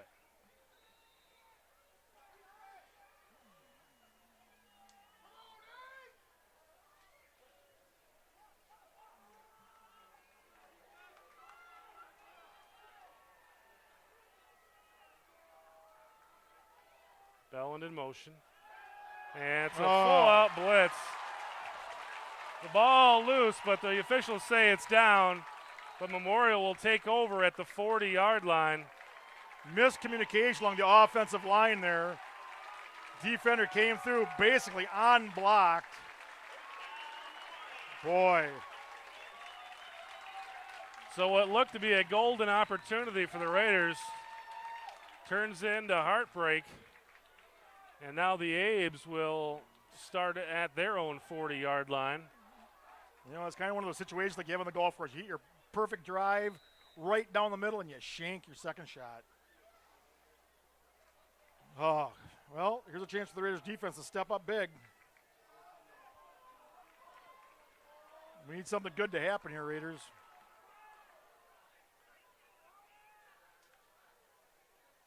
They'll kick it out to O'Leary. And O'Leary nowhere to go, and the Raiders yank him down at the 40-yard line.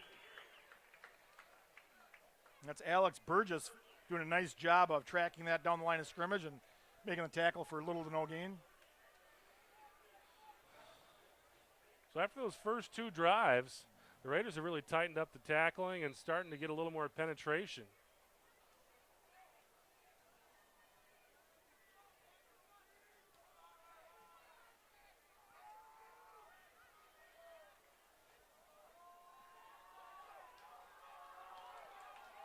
Second and 9. This time, Memorial will come out in the shotgun.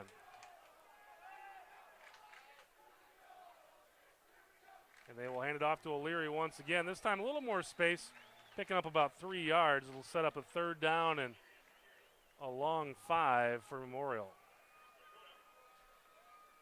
Matt Strakota with the tackle.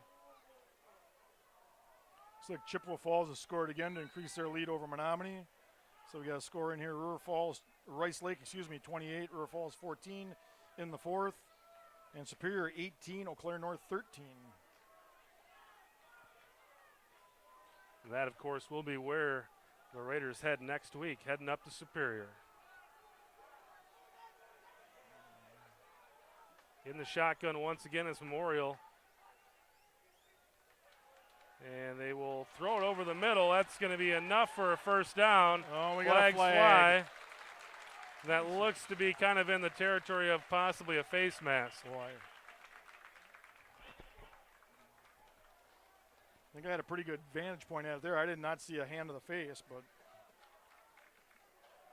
a personal foul.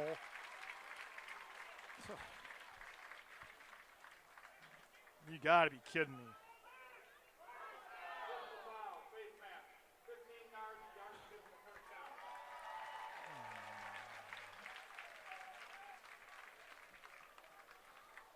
So the personal foul face mask will give Memorial an extra 15 yards and bring the ball down to the Raider 34.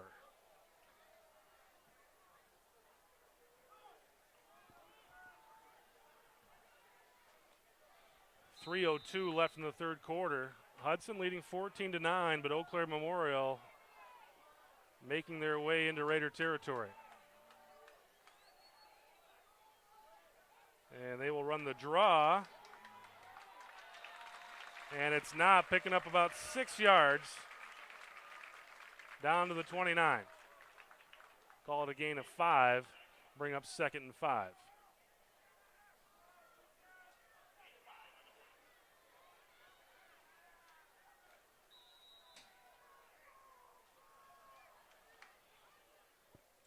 Well, and Eau Claire Memorial is getting into that field goal range already.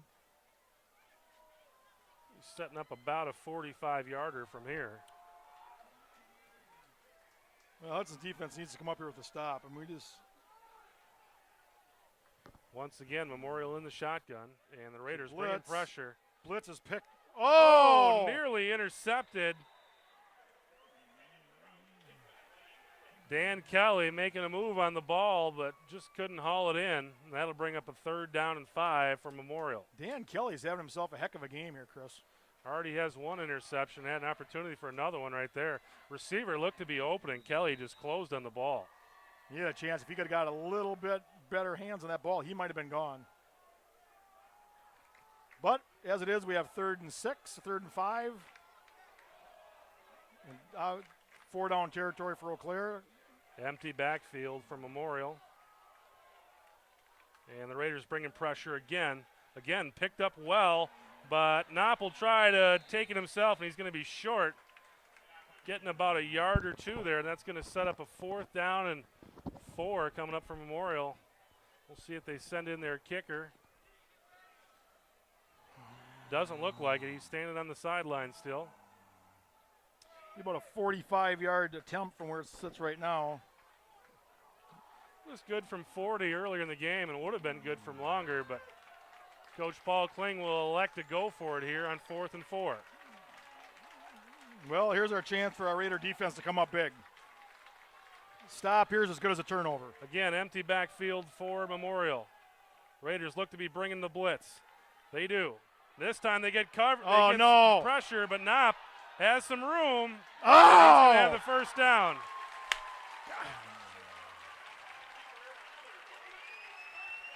What a perfect opportunity. Defense had the penetration. Let him get outside and get the 1st down.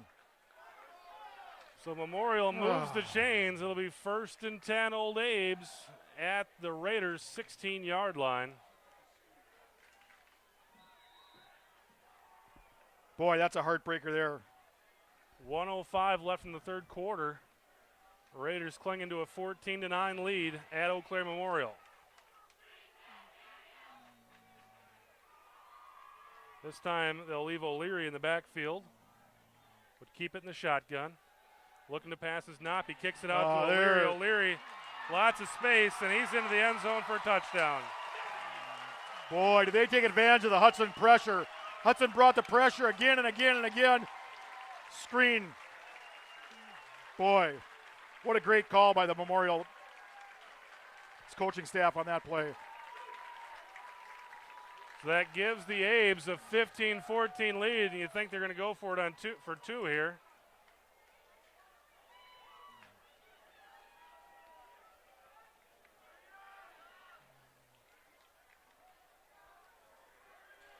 .57 seconds left in the 3rd quarter. Memorial just took a 15-14 lead and looking to extend it to 3 points here. They'll go for 2.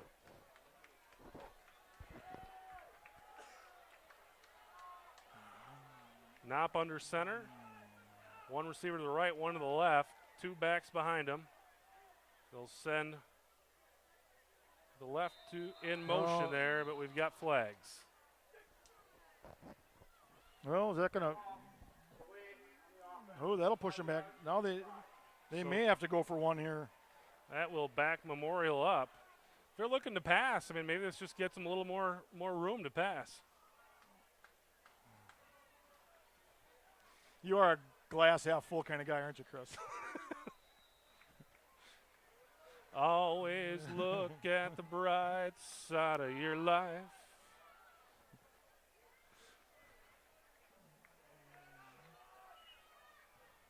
Well, I think one thing that does do is takes any kind of a run out of the equation. Oh, they're going to line up under center.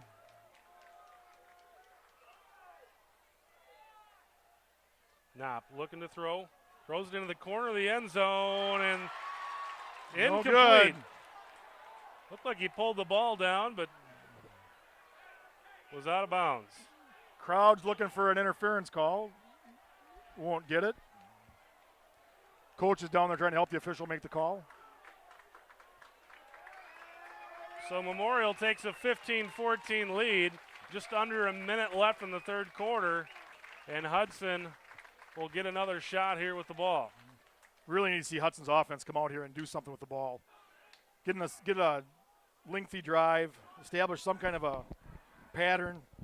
You know, that last defensive series, they brought pressure from the right side time and time and time again. I'm all in favor of bringing the pressure, but you got to bring it from different places. And they threw the screen right to that side where the pressure came from and basically let them walk into the end zone. Be nice to see Schmershna get an opportunity to return this kick.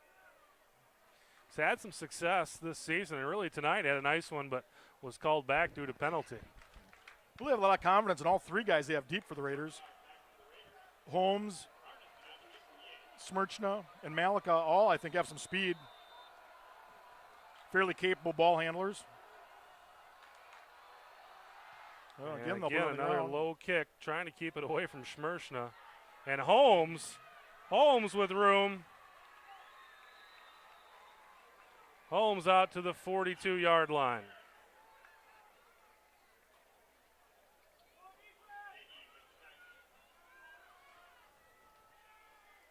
Well, looks like about 50 seconds left in the third quarter.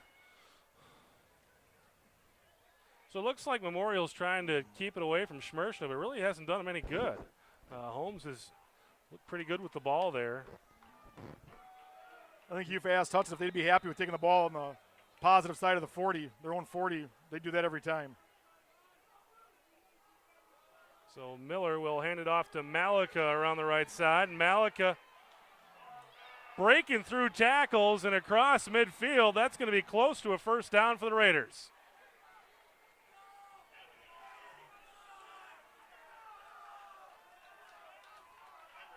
And Dan Lockney in for the nice block on that to spring that run. One of the Memorial players was taking some swings here at the end, but he's just trying to knock the ball out. 1st and 10 here for Hudson, just inside Memorial territory. Raiders trailing 15-14. And this time they'll run the same play with Holmes to the other side, and Holmes will pick up about 2 on first down.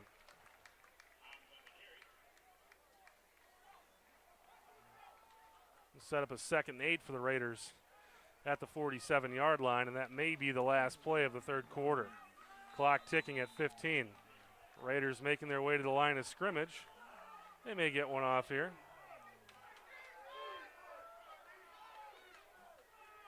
And they will fake the handoff to Malika. Look indeed. Got him and open. He's got a wide open there it man. Is. And it'll be 1st and goal for the Raiders. Alex Herrick inside the 10-yard line down to the 7. So there's our run game setting up the pass, and Herrick was all alone. And what a nice play to end the third quarter. Looks like Mike Holmes was shaken up on the play, came off the field. So the Raiders will make the long march to the other side of the field with a 1st and goal coming up.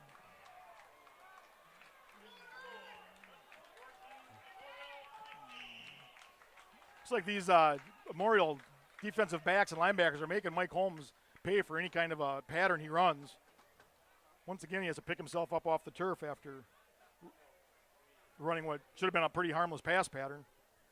This is getting to be a pretty good rivalry. Both of these teams, seems like whenever we play Memorial, it ends up being a pretty good football game. A few years ago, it was a blowout when the Raiders won the conference championship. But really, other than that, in the last 5 years, it's been a really good football game, the Memorial-Hudson game. Yeah, I think there certainly is no love lost between these two schools.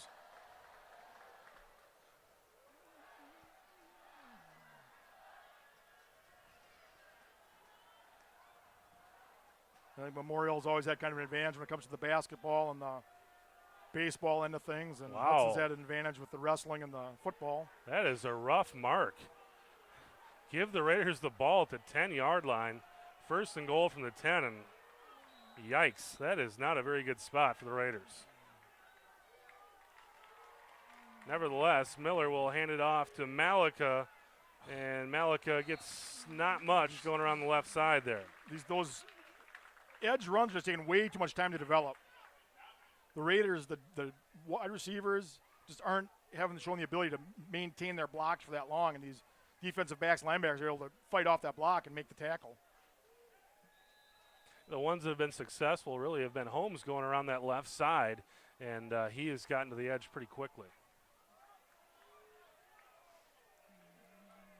So Joe Kelly and Malika in there as the wings, And Sam Gallardi wide to the left, Herring wide to the right. Miller looking to throw. He'll Run. pull it down. He's got the He's corner. got He's going to space, score. and he's going to get into the end zone. Touchdown. There we go. Raiders. Nice decision making by Luke Miller on that play. The Raiders retake the lead on Miller's quarterback keeper. Oh, it looks like Hudson's calling their kick team off. They're going to go for 2. It's 20-15 Raiders, so this is a good spot to go for 2 and make it a 7-point lead. You know, if you remember from years past, Hudson's had that kind of funky extra point where they lined up the line all to one side, tried to catch the defense. We haven't seen any of that this year, but see what they have up their sleeve. Looks like they're just going to run their normal offense. Miller under center. And they look to throw, and I think that's Herring out there. He's got Herring it. That's pulls good. It in. That's good. The Yes. officials say Nice it's good. catch. Nice catch by the sophomore. And the Raiders have a 22-15 lead with 11 minutes to go in the fourth quarter. You can tell that's a pass they've practiced a lot in practice because it was all timing. He had no doubt where he was going with the ball. Miller just dropped back, turned, threw the ball to the corner. Herring, with his height advantage, goes up, brings it down, makes it look kind of easy. You've got a 6'5" Herring out there. He can make some space with those long arms. And the kid's a sophomore, so you're going to see a lot of him here in the next few years. Well, that's what we needed. Answer that scoring drive of Memorials with the points of our own. Hudson retakes the lead, makes it a 7-point lead. 11 minutes left to go in the fourth quarter. It's been really a back and forth game. It's really been an entertaining game to watch. It's been a very entertaining game tonight. If you really didn't have a rooting interest in it, you really couldn't ask for much more. No. Other than maybe cut down some of the penalties. I don't like that. Seems to have cleaned up here in the second half a little bit. I mean, here we are. We're almost 2 hours into the game, and we still have basically the whole fourth quarter to play. When you've Last year, we were wrapping things up by this time last week. When you've got as much passing as we've seen tonight, you know, the clock's going to stop, and been a lot of penalties, a lot of stoppage and play here too. Yeah, it's been a long game here. Really encouraging is the Hudson's ability to throw the ball downfield, make the big play. We've seen Herring get better and better week after week. You know, we say he's made some inexperienced mistakes where he's jumped a little early for some of the balls that have been thrown to him, but I think tonight he's really kind of maybe turned a corner. The Raiders have done a nice job of mixing up the offense tonight. This is really the most widespread kind of attack we've seen so far this season. It has not been a vanilla offense tonight. No, and I like their willingness to throw the ball. So Somerville to kick. Odd seeing a left-footed kicker. And this one will be fielded about the 8-yard line. And wrapped up and pulled down at about the 24. Nice coverage by the Raiders on the kick. Mike Holmes out there making the tackle, maybe trying to get a little bit of revenge and do some hitting of his own. So this is a good time for the Raider defense to assert themselves, holding on to a 7-point lead. If they can get a stop here and the Raiders can put some yards on the ground when they get it back, they can close this one out. First things first, though, we got to stop the high-octane offense of Memorial. They've scored 80 points coming into this game, so 95 so far in 11 quarters of football this season. Well, barring some huge offensive output here in the fourth quarter, this is by far going to be their lowest scoring game of the season. And not fighting for everything he can the get. ball came out. The ball came out. The Raiders say Raiders they have say it. they have it. There's a battle in that pile right now. Well, a Memorial player comes out with the ball, but Knopp was fighting for yards, and one of the risks in doing that is that ball can come out of there. The Raiders were reaching in there, but Memorial able to recover. We'll bring up a 2nd down and 2. It's a gain of 8 for Knopp. and that's really one thing we need to see Hudson cut down. They got to cut down and letting that quarterback get those kind of yards on first down. Yeah, last week the Bradford quarterback just looked incredible running the ball. You know, those offensive linemen from Memorial are sustaining their blocks, and they're giving that quarterback the chance to show some vision and to pick where he wants to run the ball. Knopp in the shotgun this time. They'll give it to O'Leary. O'Leary pulled down, and he should be short of the first down. It's going to be close, depending on the spot here. I'm thinking he's going to be about a yard short. I think he's going to have it.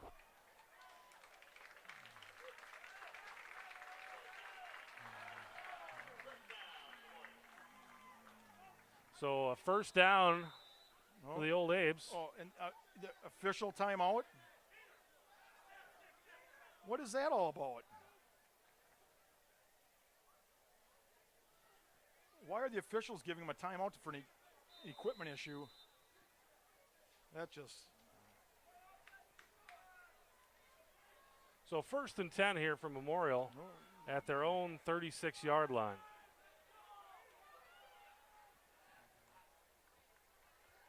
Knopp looks to throw on the screen, and the Raiders covered up well. Matt Strakota jumping in there to pull down O'Leary, only a gain of 2 or 3 there.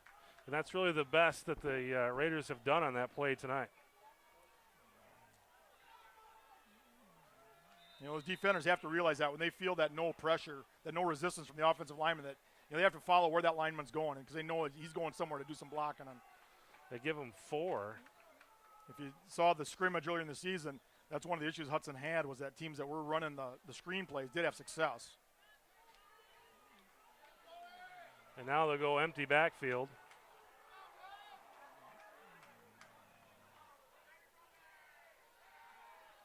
And Knopp will take it down himself here.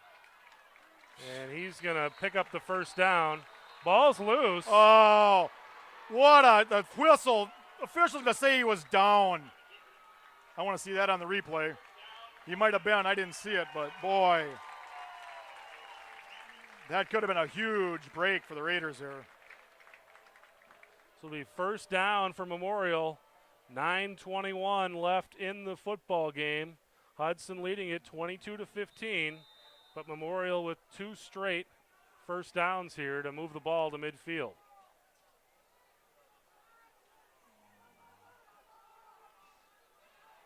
This time they'll set up in the eye.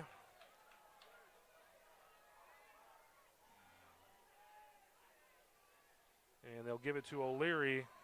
And not much going there. The Raiders stand him up and put him down. And that's what you want to see. Stand him up, drive him back. Do not let him fall forward and get that yard or 2. And it'll be a loss of about a half yard on first down. Bring up 2nd and a long 10 for the Abes. It's like Hudson trying a lot of different combinations in the linebacker core here. One thing I have noticed too, Chris, I've seen some of these players for Hudson not going to try to wrap up. They're going in with the shoulder, trying to make the big pop.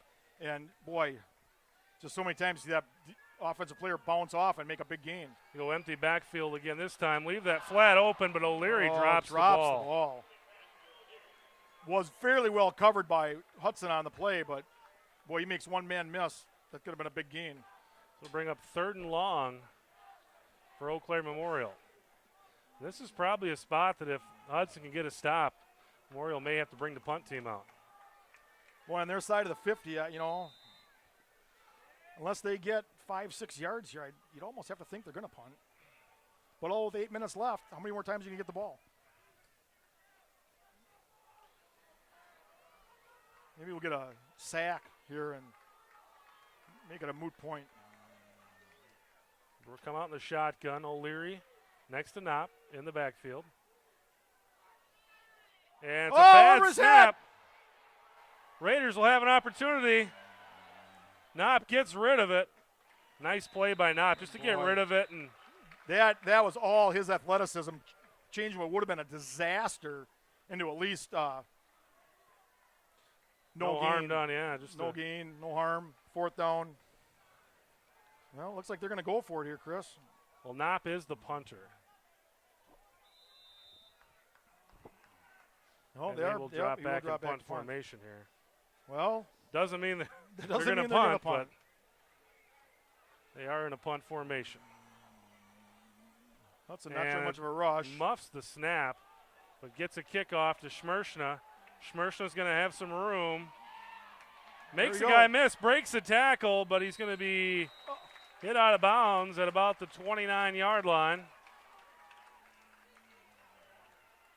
So the Raiders will set up shop at their own 29 with 7:53 left in the game, leading 22-15, and be nice just to keep the ball the rest of the game here. Yep. It's time for one of those patented Hudson 8-minute drives. get down about the 10-yard line, just be able to get in that victory formation to take a knee. Don't want to get too vanilla here, though. No, I say open it up. Keep playing like we've been playing. playing. Yep. Dance with the one that brung you. Malika in motion, but Miller will keep it himself, and Miller will have about 2 yards there.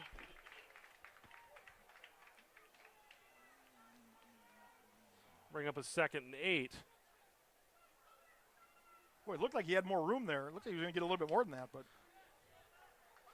Kind of made a stutter step, and when he made that stutter step, Memorial kind of took him off of his feet and dropped him down. and that's one thing I've seen a lot of this course. I've noticed is the Hudson running backs run way too up and down. They need to get that head, get those shoulders down, start running downhill. And this time they'll fake the handoff to Malika. Miller looking downfield. Oh, he overthrew him. He's wide open. Oh. Herink again gets loose in the Memorial backfield, but Luke Miller wishes he had that one back. Herring could beat the defender, had 2 steps. so that'll leave a 3rd and long, and the clock stops at 7:12. Well, but that's all right. You know, I like to see Hudson's offense open it up a little bit. You know, I like to see him do something again, something similar again.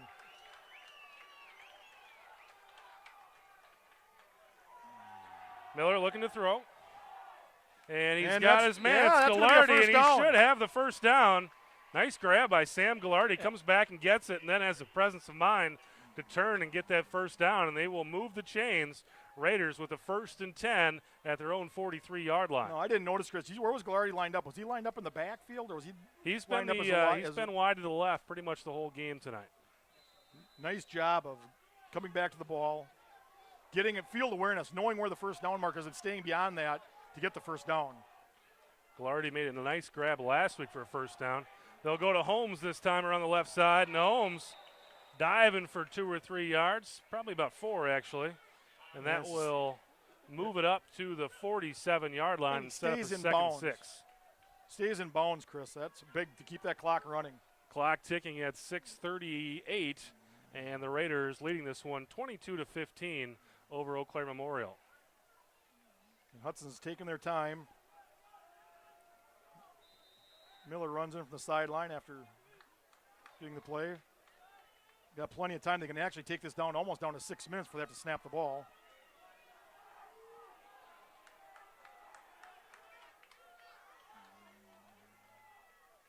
Malika in motion. They'll give it to him around the right Oh, well, side. cut it up. Malika cuts it up and pulls a couple guys forward. That'll set up a 3rd down and short at about the 49-yard line of Hudson. Of Memorial. Check that.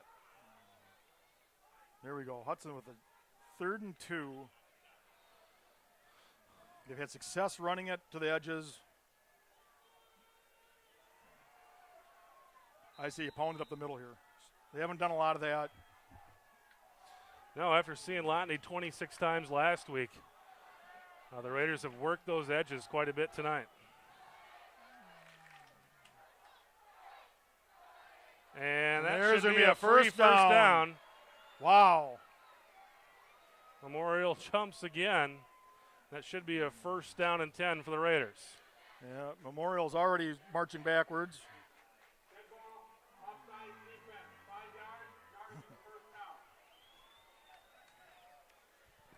Well, I think we're up to maybe 35 or 40 yards and counting. It's been a lot. And a lot of first downs as well. A lot of those 3rd and shorts where the defense is amped up trying to make a stop, and they jump every time the motion man moves. And this time Miller will keep it himself, and he's going to pick up All right. probably All 4 right. or 5 yards there on 1st down, about 4 down to the 40. Gets to the happy side of the 40. So the Raiders looking to close this one out. 5 minutes left in the game, leading 22-15. This would be a big confidence booster for the Raiders. They could take this ball, march down, and score a touchdown here, and just really close the door. This is really a revenge game for the Raiders. Memorial took away their postseason appearance. The winner of last season's game would have gone to the postseason. Memorial won that game and sent the Raiders home. And they'll give it to Lotney this time. Lotney moving forward, picking up about 3 there on 2nd and 6. Does not get a very good spot. Wow. Wow, they only gave him 2 yards on that? Really only gave him about 1.5 yards. You know, as long as I've watched this team, I know I'm a homer, but it just seems like Hudson comes out on the short end of these spots and the short end of these games when it comes down to somebody else making the decisions. It certainly was a poor spot on that Herring reception. So 3rd down and a short 5 for the Raiders here. Holmes will try to draw him off sides. Hudson will call a timeout. And the Raiders will call timeout with 3:46 left in the football game. Well, and this is, I think obviously it's 4-down territory for the Raiders. They can pick up a couple yards here. That's their first timeout of the night, and we've got a score coming back from Chippewa Falls. It's 20-13 Chip over Menominee, actually leading 20-13 over Chippewa, and just got word that it's a final. So Menominee 20-13 winners over Chippewa Falls after Chippewa had led that game 13-6. Yeah, that's a comeback win. That's a big win for Labuda and the boys. Yeah, he wouldn't, as Menominee pretty much goes into every season looking to win the conference, and had they taken a loss in the first week of the season, would have been pretty big. But Labuda and his fellas come back after trailing in the game and start their conference season off at 1-0. And that's the thing. If you're a football player in Menominee, your expectation level is not, to win the conference or it's to go to the playoffs, go to the state championship, and win. They do have the advantage in that they are a smaller school. They do get to play in Division II, but where they're playing basically Division I teams in the regular season. So, they get a good workout every season. The Raiders, the key 3rd down and 5 here, looking to close out this game against Eau Claire Memorial. They'll give it to Malika around the right side. Malika puts his head down. He's got first down, but he gets out of bounds. That'll stop the clock, but he does pick up the first down. It's like a few Memorial Old Abe's a little slow to get up. Maybe a little fatigue setting in. Maybe the Hudson offensive line is starting to wear him down a little bit. That's the one thing we've seen so successfully in years past, Chris, is that Hudson's offensive line has been able to wear the opponent down, wear him down. When you get in that 3rd and 4th quarter, it's just they've been able to run the ball and use up clock. We've got one of those big guys standing next to us up here. I'd like to see him on the field next week. Suffered a concussion last week. That's Alex Hayes running the scout camera tonight, but you try hopefully to we'll tell get him these back kids, on the field next week. You try to tell these kids they got to dumb it down when they take those tests so they don't have to be so smart. Obviously, that's not what we want them to do, but they do have a good program now with concussions for these kids. Oh, he's got it. I think the Raiders he have caught it there. it. Oh, they're saying incomplete. Two receivers there. 2 receivers. I think either one could have the ball. I don't know if there's a mix-up between Mike Holmes and Herring, but they were both right there. Both went up for the ball. So the Raiders not shutting it down here with 3:30 left. Still willing to open it up. They throw it deep on 1st and 10 with 3:30 left. Got to think we're going to see a run here on 2nd and 10, trying to get that clock moving again. Heck with that. Throw it again. Just complete it this time. And Miller will keep it himself, and he's not going to get anywhere.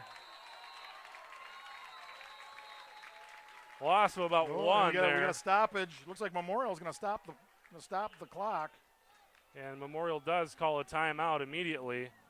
That stops the clock at 3:24 and brings up a 3rd and 11 for the Raiders. Well, Hudson's got 2 plays to get the first down.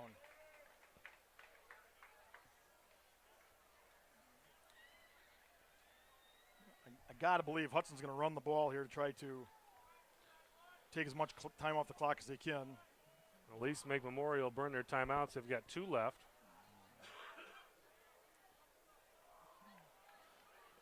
You'd like to think the worst case scenario, if they run it twice, they'd get the clock down to close to a little over 2 minutes left. Or leave Memorial with no timeouts. And leave Memorial either. Or leave them with 1 because they wouldn't have to call a timeout after the 4th down run. I think you're going to run here. You're probably going to pass on 4th down. because the clock's going to stop Stop. anyway on the turnover on downs. Let's hope they can run it here for a first down. That'll work. 'Cause if Memorial gets this ball back, we're going to be in for a barn burner, I think.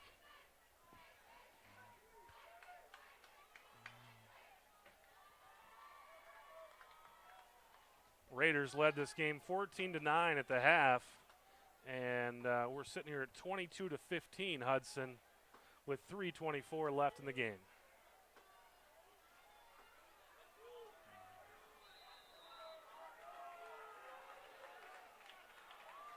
Well, the big fullback behind Miller.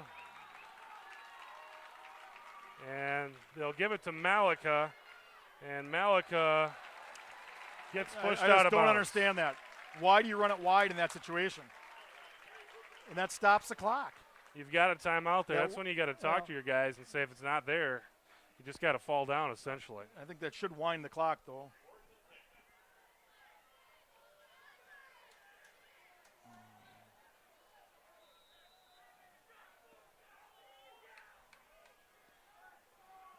So we've got a 4th and 10, and they do not wind the clock. Clock That, again, stationary at 3:18. poor clock management by Hudson. So the Raiders need to pick up a first down here in 4th and 10. Miller's looking to pass. Throws it over the middle. He's got a man, but he's close. Gonna be very, He's going to be close. He's going to be on the very spot. close. Looks like a pretty good spot, actually, for Hudson. I think he's got it, Chris. I think that's going to be a first down. Oh, we got a flag. Oh, Got to Sam Gallardi, but there's a flag down, and it's on the Raiders. well, So- obviously I think they'll measure for it before they, or they're going to say it would have been a first down. So they'll bring up 4th and. So that's going to back up the Raiders. It'll be 4th and 15 now for the Raiders.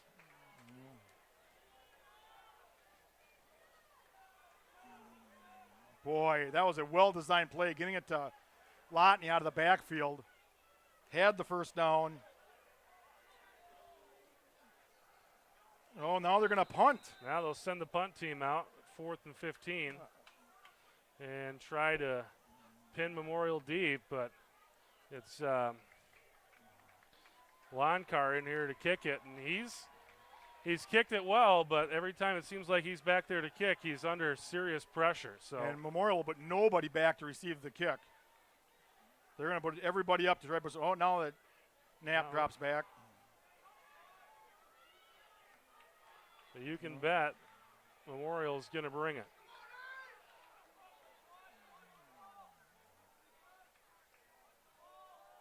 Lonkar gets off a nice high kick, but has a chance to get into the end zone, and it will.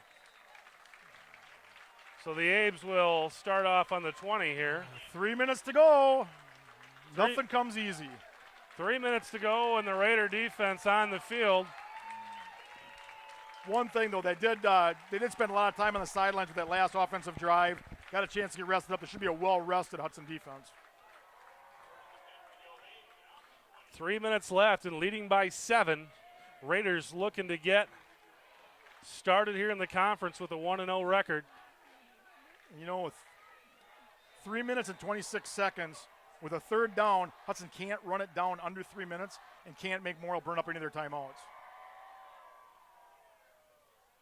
Empty backfield. And they're throwing for all of it here in first down, but I think that's going to be incomplete and it falls short harmlessly. It'll set up a 2nd and 10 now for Memorial. So Lawrence Pruitt was the nearest player to that pass. And that would kind of seal the deal if Hudson could get an interception here.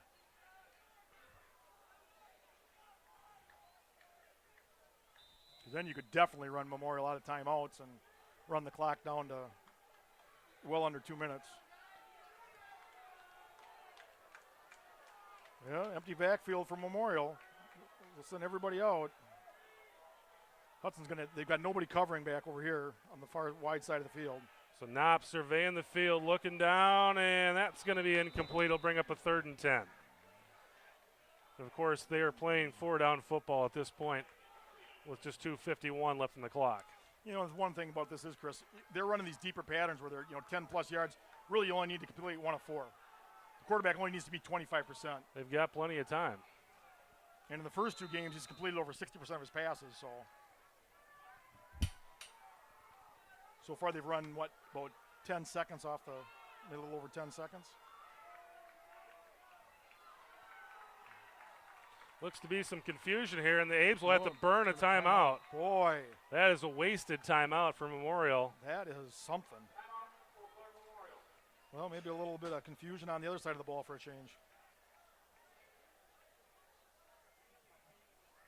Nice thing about this, too, is Hudson's going to get a chance to talk to their defenders, tell them, hey, nobody gets deep on you. Don't let anybody get behind you no matter what the play looks like. Don't bite on the play fake. Don't bite on the reverse.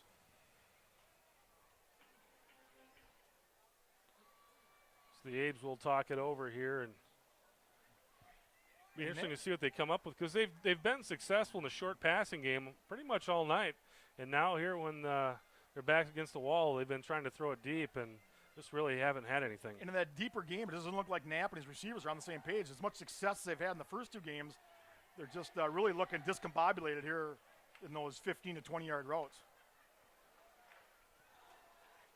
But it only takes 1.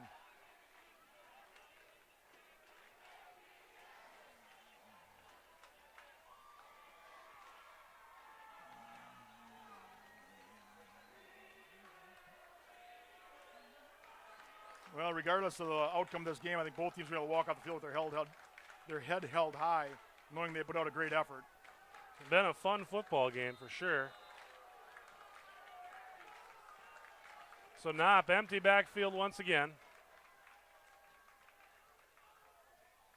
And he's looking to his left, throwing over the middle, and it's caught for a first down and more. Down to about the 36-yard line. The clock will stop as they move the chains. Giving them all kinds of time. They'll get it started here with 2:42 left in the game.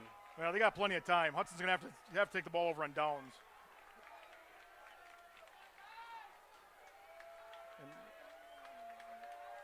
Knopp once again, empty backfield.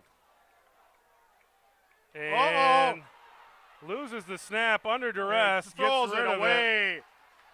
And that's going to be intentional grounding. That's going to be downed at where he threw the ball and lost a down. Yeah, he was in the pocket when he threw it and literally just threw it to the sideline. Yeah. So I grounding. believe in the high school game it's the same as grounding against Memorial, and that should back him up and cost him a down.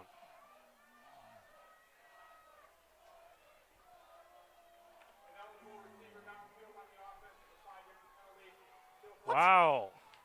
Ineligible receiver. so not grounding. They called an ineligible man downfield. Apparently one of the offensive linemen moved downfield, and it really, that's the referee's call to make for grounding, and it was the side judge that threw the flag, that's his call as the man downfield. So boy, but it was obvious what Knapp was doing there. He had no intention of trying to get that to receiver. He was trying to throw that in the upper deck of the stadium here. So it'll be 1st and 15 for Memorial. Clock stopped at 2:20. At their own 31. O'Leary next to Knopp. And it's caught short, but he makes the man miss. Once again, nobody wraps up. God, I can't believe that. And Devin Smetna into Raider territory. What a poor exhibition of tackling by the Raiders on that.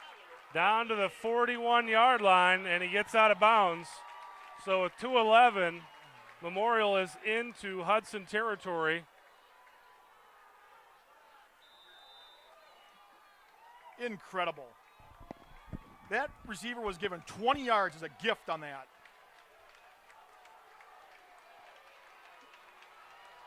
So 1st and 10 for the Abes.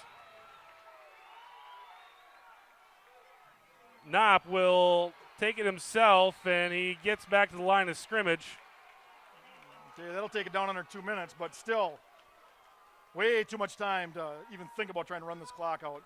Clock ticking at 1:56. Memorial 1 timeout left, down 15-22. And keep in mind, just because Memorial scores doesn't mean they're going to try to kick the extra point. This game could be in jeopardy if Memorial gets down there. They may just go for 2. Boy, that'd be a tough call.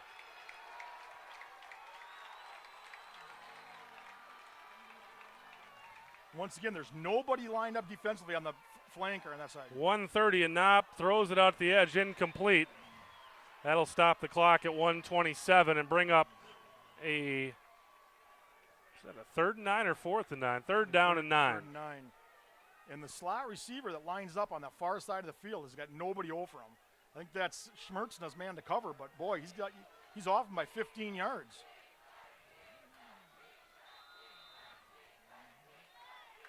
And that's a receiver that caught that big first down play when Raiders had him pinned deep in their own territory.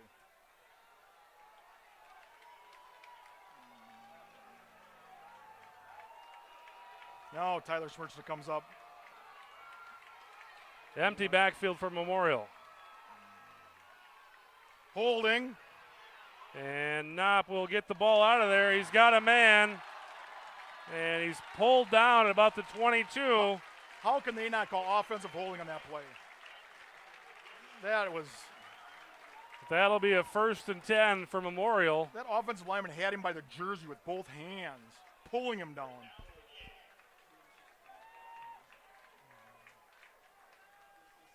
And the clock starts ticking at 1:15.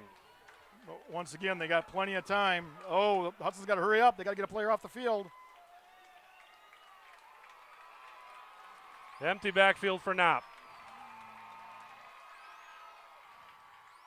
He's looking to throw. He's under pressure. Gets it out of there, and it's complete. Stays in bounds. Stays in bounds, and the clock ticks at 53. Down to the 14-yard line, and now Memorial calls a timeout, but they waited about 10 seconds before they did it. Well, regardless, Chris, they got plenty of time. They're in scoring position.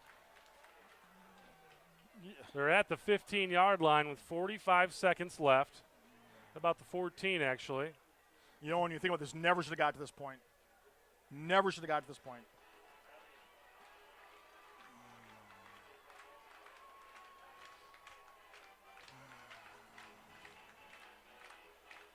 Memorial is out of timeouts. Well, I think that you can count them. They're not gonna run the ball. If they do catch a ball and they're brought down, though, of course they'd get a clock stoppage with moving the chains. And then they can come up and spike the ball, stop the clock, and have 3 shots into the end zone.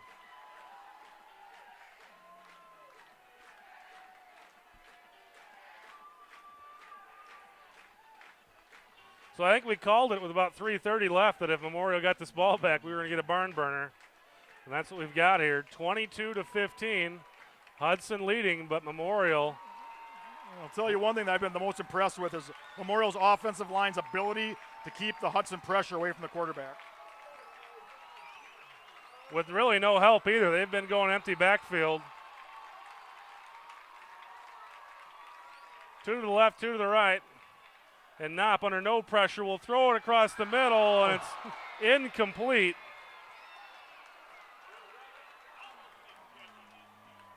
Coverage there from Dan Kelly. That'll bring up 3rd down and 2. 40 seconds remaining. Memorial is out of timeouts.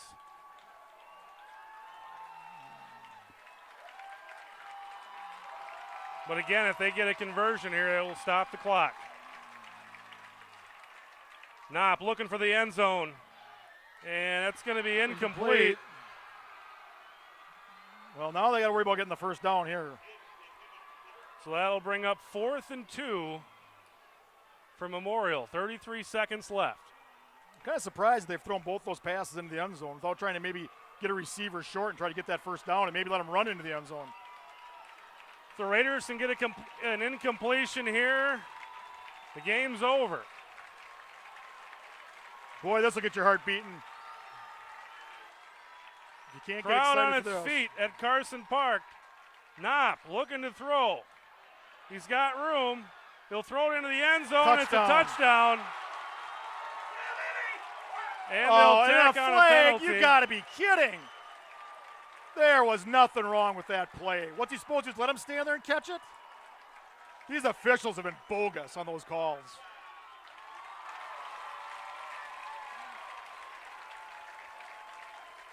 That's terrible.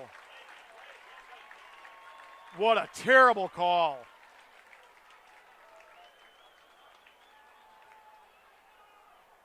It really probably won't have any effect on the game, to be honest. I mean, I agree with you. Well, It's- do they give it? it- Do they get half the distance to goal here for the 2-point conversion?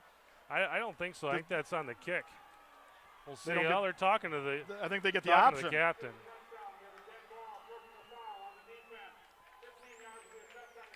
Yeah, so that's not really going to make any difference. Well- Memorial out there set to kick the extra point, so it looks like they're going to try to go for the tie, but we'll see what happens. Their I wouldn't- quarterback is the holder, so you never know.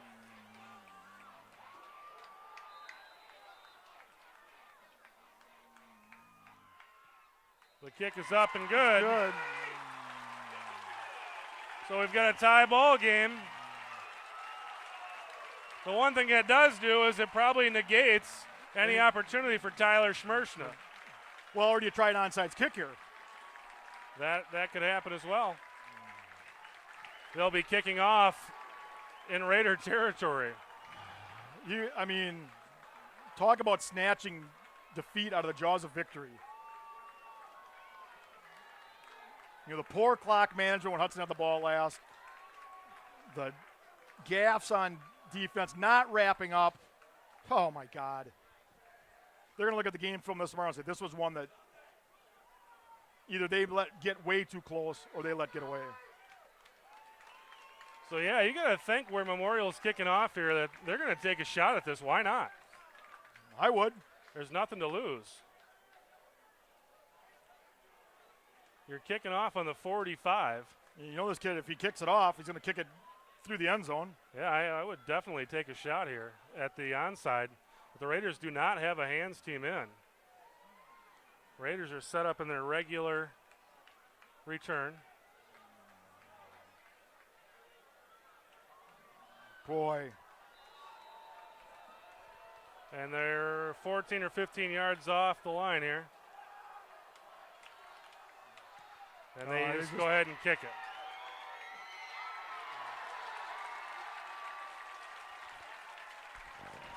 So the Raiders will have the ball at the 20, and you got to think they're probably not going to get too fancy here. Just to be where it looks like we're headed for overtime. Incredible.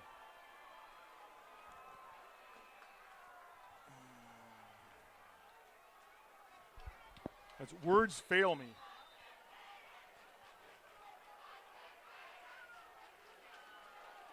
Hudson faithful making some noise across the field. Quite a student section. It's traveled here from Hudson. And the Raiders will knee on the ball, and I'm guessing that's going to be regulation. So we're tied at 22 and headed for overtime at Carson Park. And I do not understand that. Why not at least take a shot? You got the tallest guy in the field as your wide receiver. You got him behind the defense twice already. You know, not that Memorial's not going to play it a little differently, but give your team a chance. Well, one of the reasons why I really thought that Memorial would go for two is it seemed like Hudson had the advantage here in the second half. And I thought as long as they could score, they would have momentum, maybe take that shot right there. Honestly, it looks to me like that Hudson has moved the ball a little better. I feel like this is advantage Hudson, but the one thing that Memorial has in their back pocket is a good field goal kicker. And if they can't get the ball into the end zone, they for sure can set up and kick a field goal. And all the momentum right now is on Memorial's side. If you look at the sidelines, Memorial's jumping around. They're happy. Hudson looks dejected. It's a totally different atmosphere on the two sidelines. Well, we've got a new football game here, so they better get themselves up. As far as we're concerned now, it's 0-0. And the overtime in high school is a little different than professional overtime. They do each get a crack with the ball to try to score.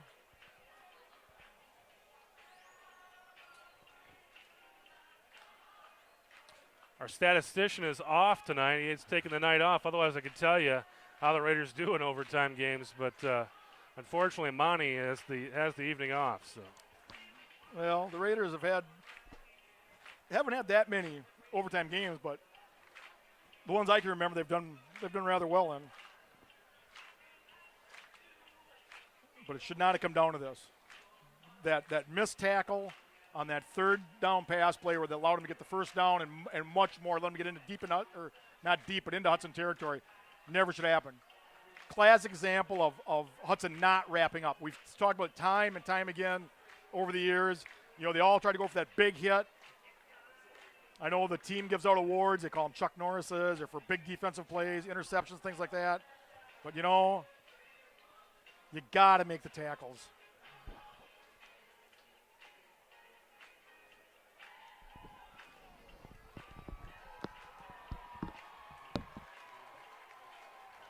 So we've got a couple minutes here, and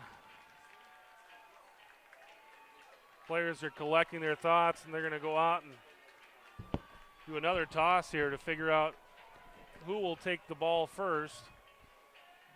Very warm, humid night here in Eau Claire. Not a breath of wind. Usually you get out here to Carson Park, and there's a little wind blowing around, but tonight it's a still, sticky, muggy evening. Our season opener was August 19th at Newton Field, and it felt like a fall evening. Well, tonight we're first game in September, and it feels like it's the middle of August. Very hot and sticky. Hudson captains line up on the sidelines because they're ready to get this thing going.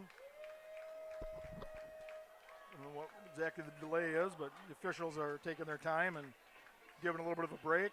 Yeah, this is probably a good thing for the Raiders, just to kind of settle down. You just gave up a score, but I think the Raiders would almost rather be on defense here, take a chance, you know, make the other team make a decision, then know what you've got to do. Yeah, it's your advantage in this overtime to take the ball second.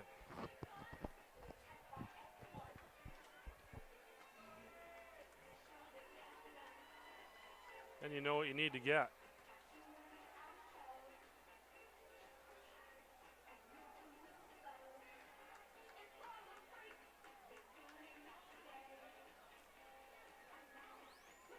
Raiders student section doing a little dancing over there. So they cut out the music, and now we're going to find out how this overtime is going to go down.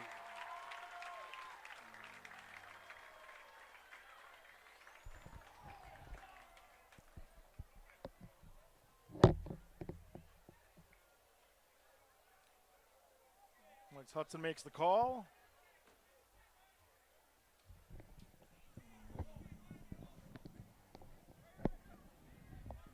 Waiting for the official to flip the coin. I think he's explaining how the overtime rules will go. Tyler Smirch has made the call.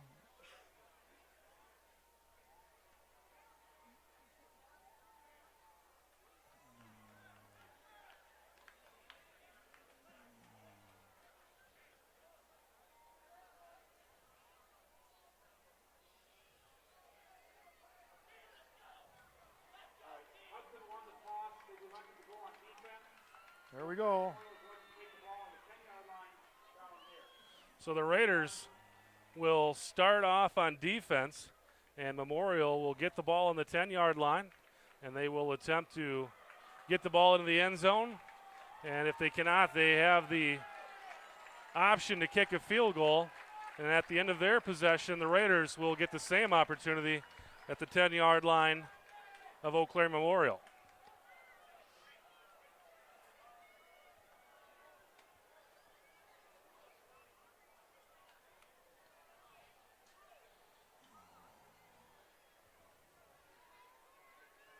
So a long football game tonight. Usually we're headed home by 9 o'clock. It's 20 minutes to 10 right now, and we're just getting started with overtime.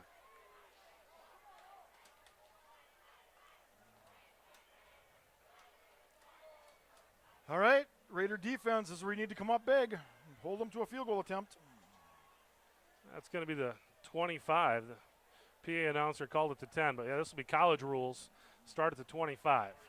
I thought that was a little odd that he's at the 10-yard line, but that's, I think, the old rules.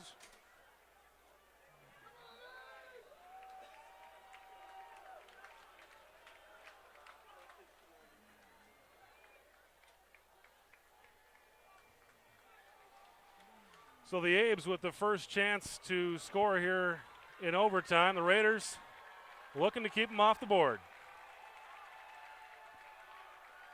Knopp under center, and they'll go with O'Leary around the right side. O'Leary with some room before Kelly takes him down, but probably a pickup of 6 yards on first down. Not a good way to start this overtime.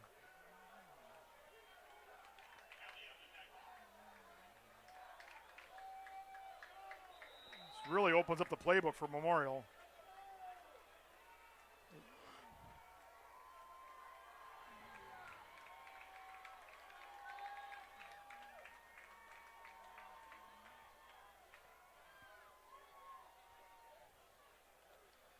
Second and 4 coming up for the Abes.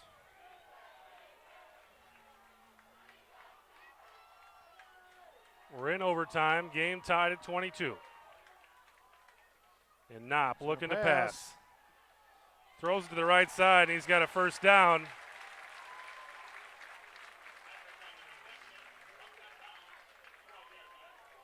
And that'll be a first down for Memorial. And this is a great spot for your offense to be in when you've got it 1st and 10 inside the 15, because you can still get that. You're inside striking distance where you can score a touchdown, but yet you can still get a first down. Tough spot for your defense to be in. It'll be 1st and 10 from the 12-yard line. Really like to see him create a turnover here. Something good. Tackle for a loss, something, a sack. Something to change the momentum. Knopp under center, and he'll give it to O'Leary to the left side, and this time the Raiders only allow him to pick up 2, maybe 3. We'll call it 2.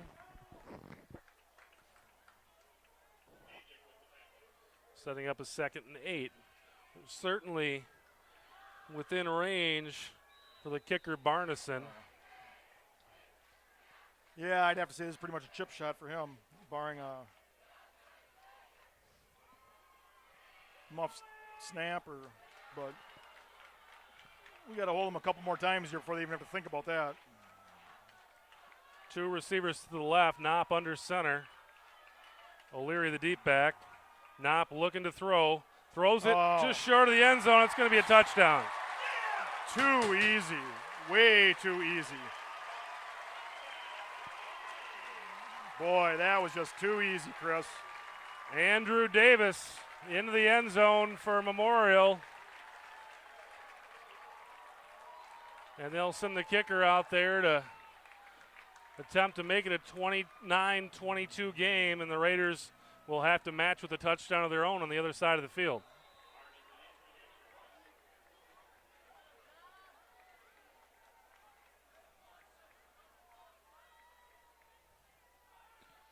And the kick is good.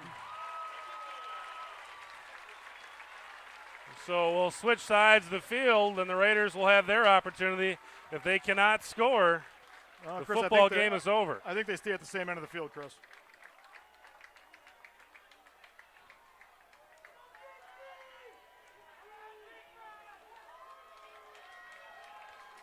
Okay, well, this is what it all comes down to. You've got to score a touchdown and make the extra point, or it's all over. No.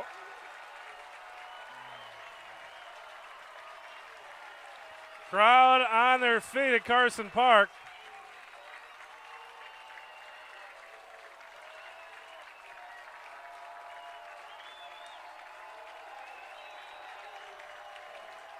Miller in the pistol.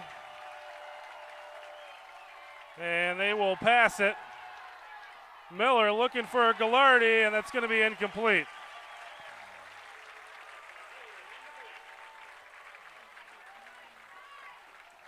They fake the run to the left. And Miller rolls to his right. Couldn't find And there was really nobody open to throw the ball to. They're really doing a much better job of covering Herring. So 2nd and 10 now for the Raiders.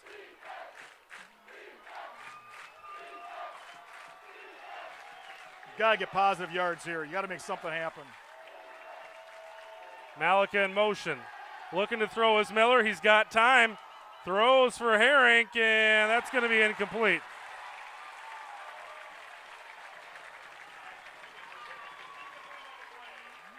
You know, double coverage.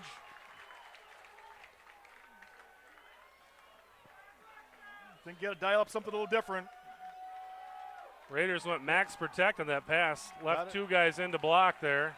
I think you got to show them something they haven't seen before. So 3rd and 10 here. And obviously, we've got 2 plays to pick up the first down.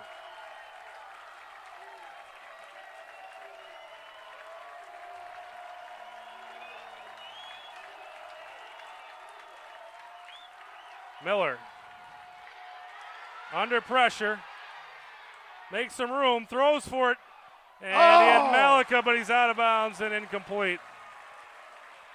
So that'll set up 4th and 10 for the Raiders. They've got 1 play here. 1 play to get 10 yards, or the game is over. Raiders led by 7 with 3.5 minutes to go in the game. Gave up a touchdown and now find themselves trailing by 7 in overtime. All right, Hudson calls a timeout. See what Coach Cowles can dial up here.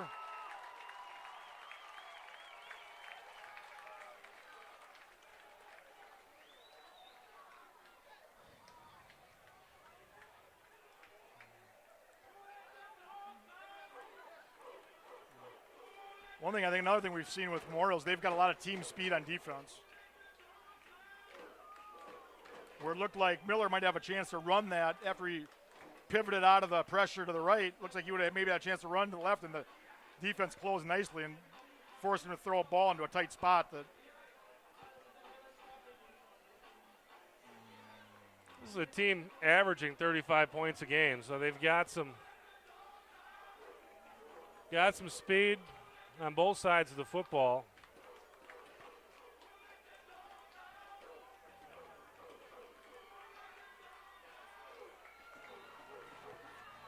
And it comes down to 1 play here for the Raiders. If they can't get 10 yards, it's good night.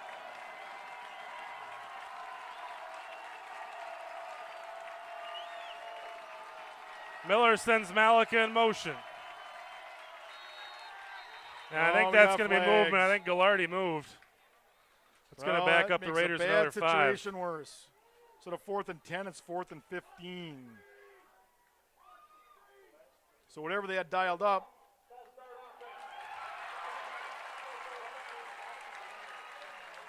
So now we need to get 15 yards or the game's over. Whatever he had dialed up on that play, I think is now in the trash can.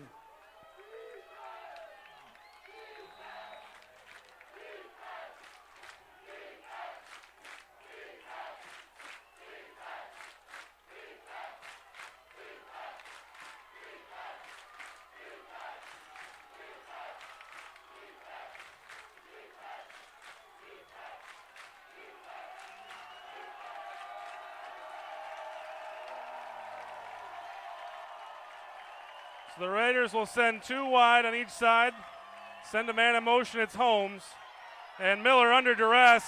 Miller's going to go down. The ball game.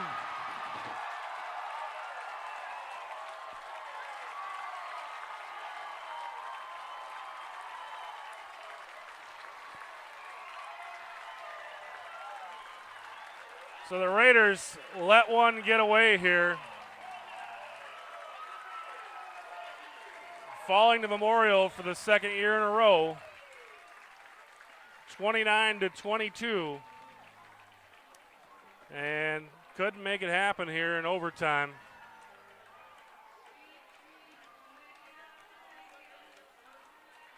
And this one's going to sting. Hudson had the game. I think you're going to point back. You're going to point back to that missed tackle on 3rd and long. where instead of trying to wrap them up, the defender tried to put the big hit on the ball, and the Well, we receiver had- get an extra 20 yards, and they went down and scored to We tie it up. had missed tackles, but on the offensive end, there were a lot of missed opportunities to run clock that they didn't run the clock. One thing we saw to Bradford last week, that quarterback did not snap the ball until the back judge was moving his arm. Yep. And we never do that. We get up there and snap the ball instead of running all the clock we can. You get up there and snap the ball right away. We And had there the- were just some opportunities to stay inbounds where our ball carriers ran out of bounds. We had the ball with 3 minutes and 30 seconds left. We only managed to run off 20 seconds on 2 plays and didn't make Memorial burn a timeout. I just, this is It's a missed opportunity is what it this is. is a very winnable game. But I'll give it to Memorial.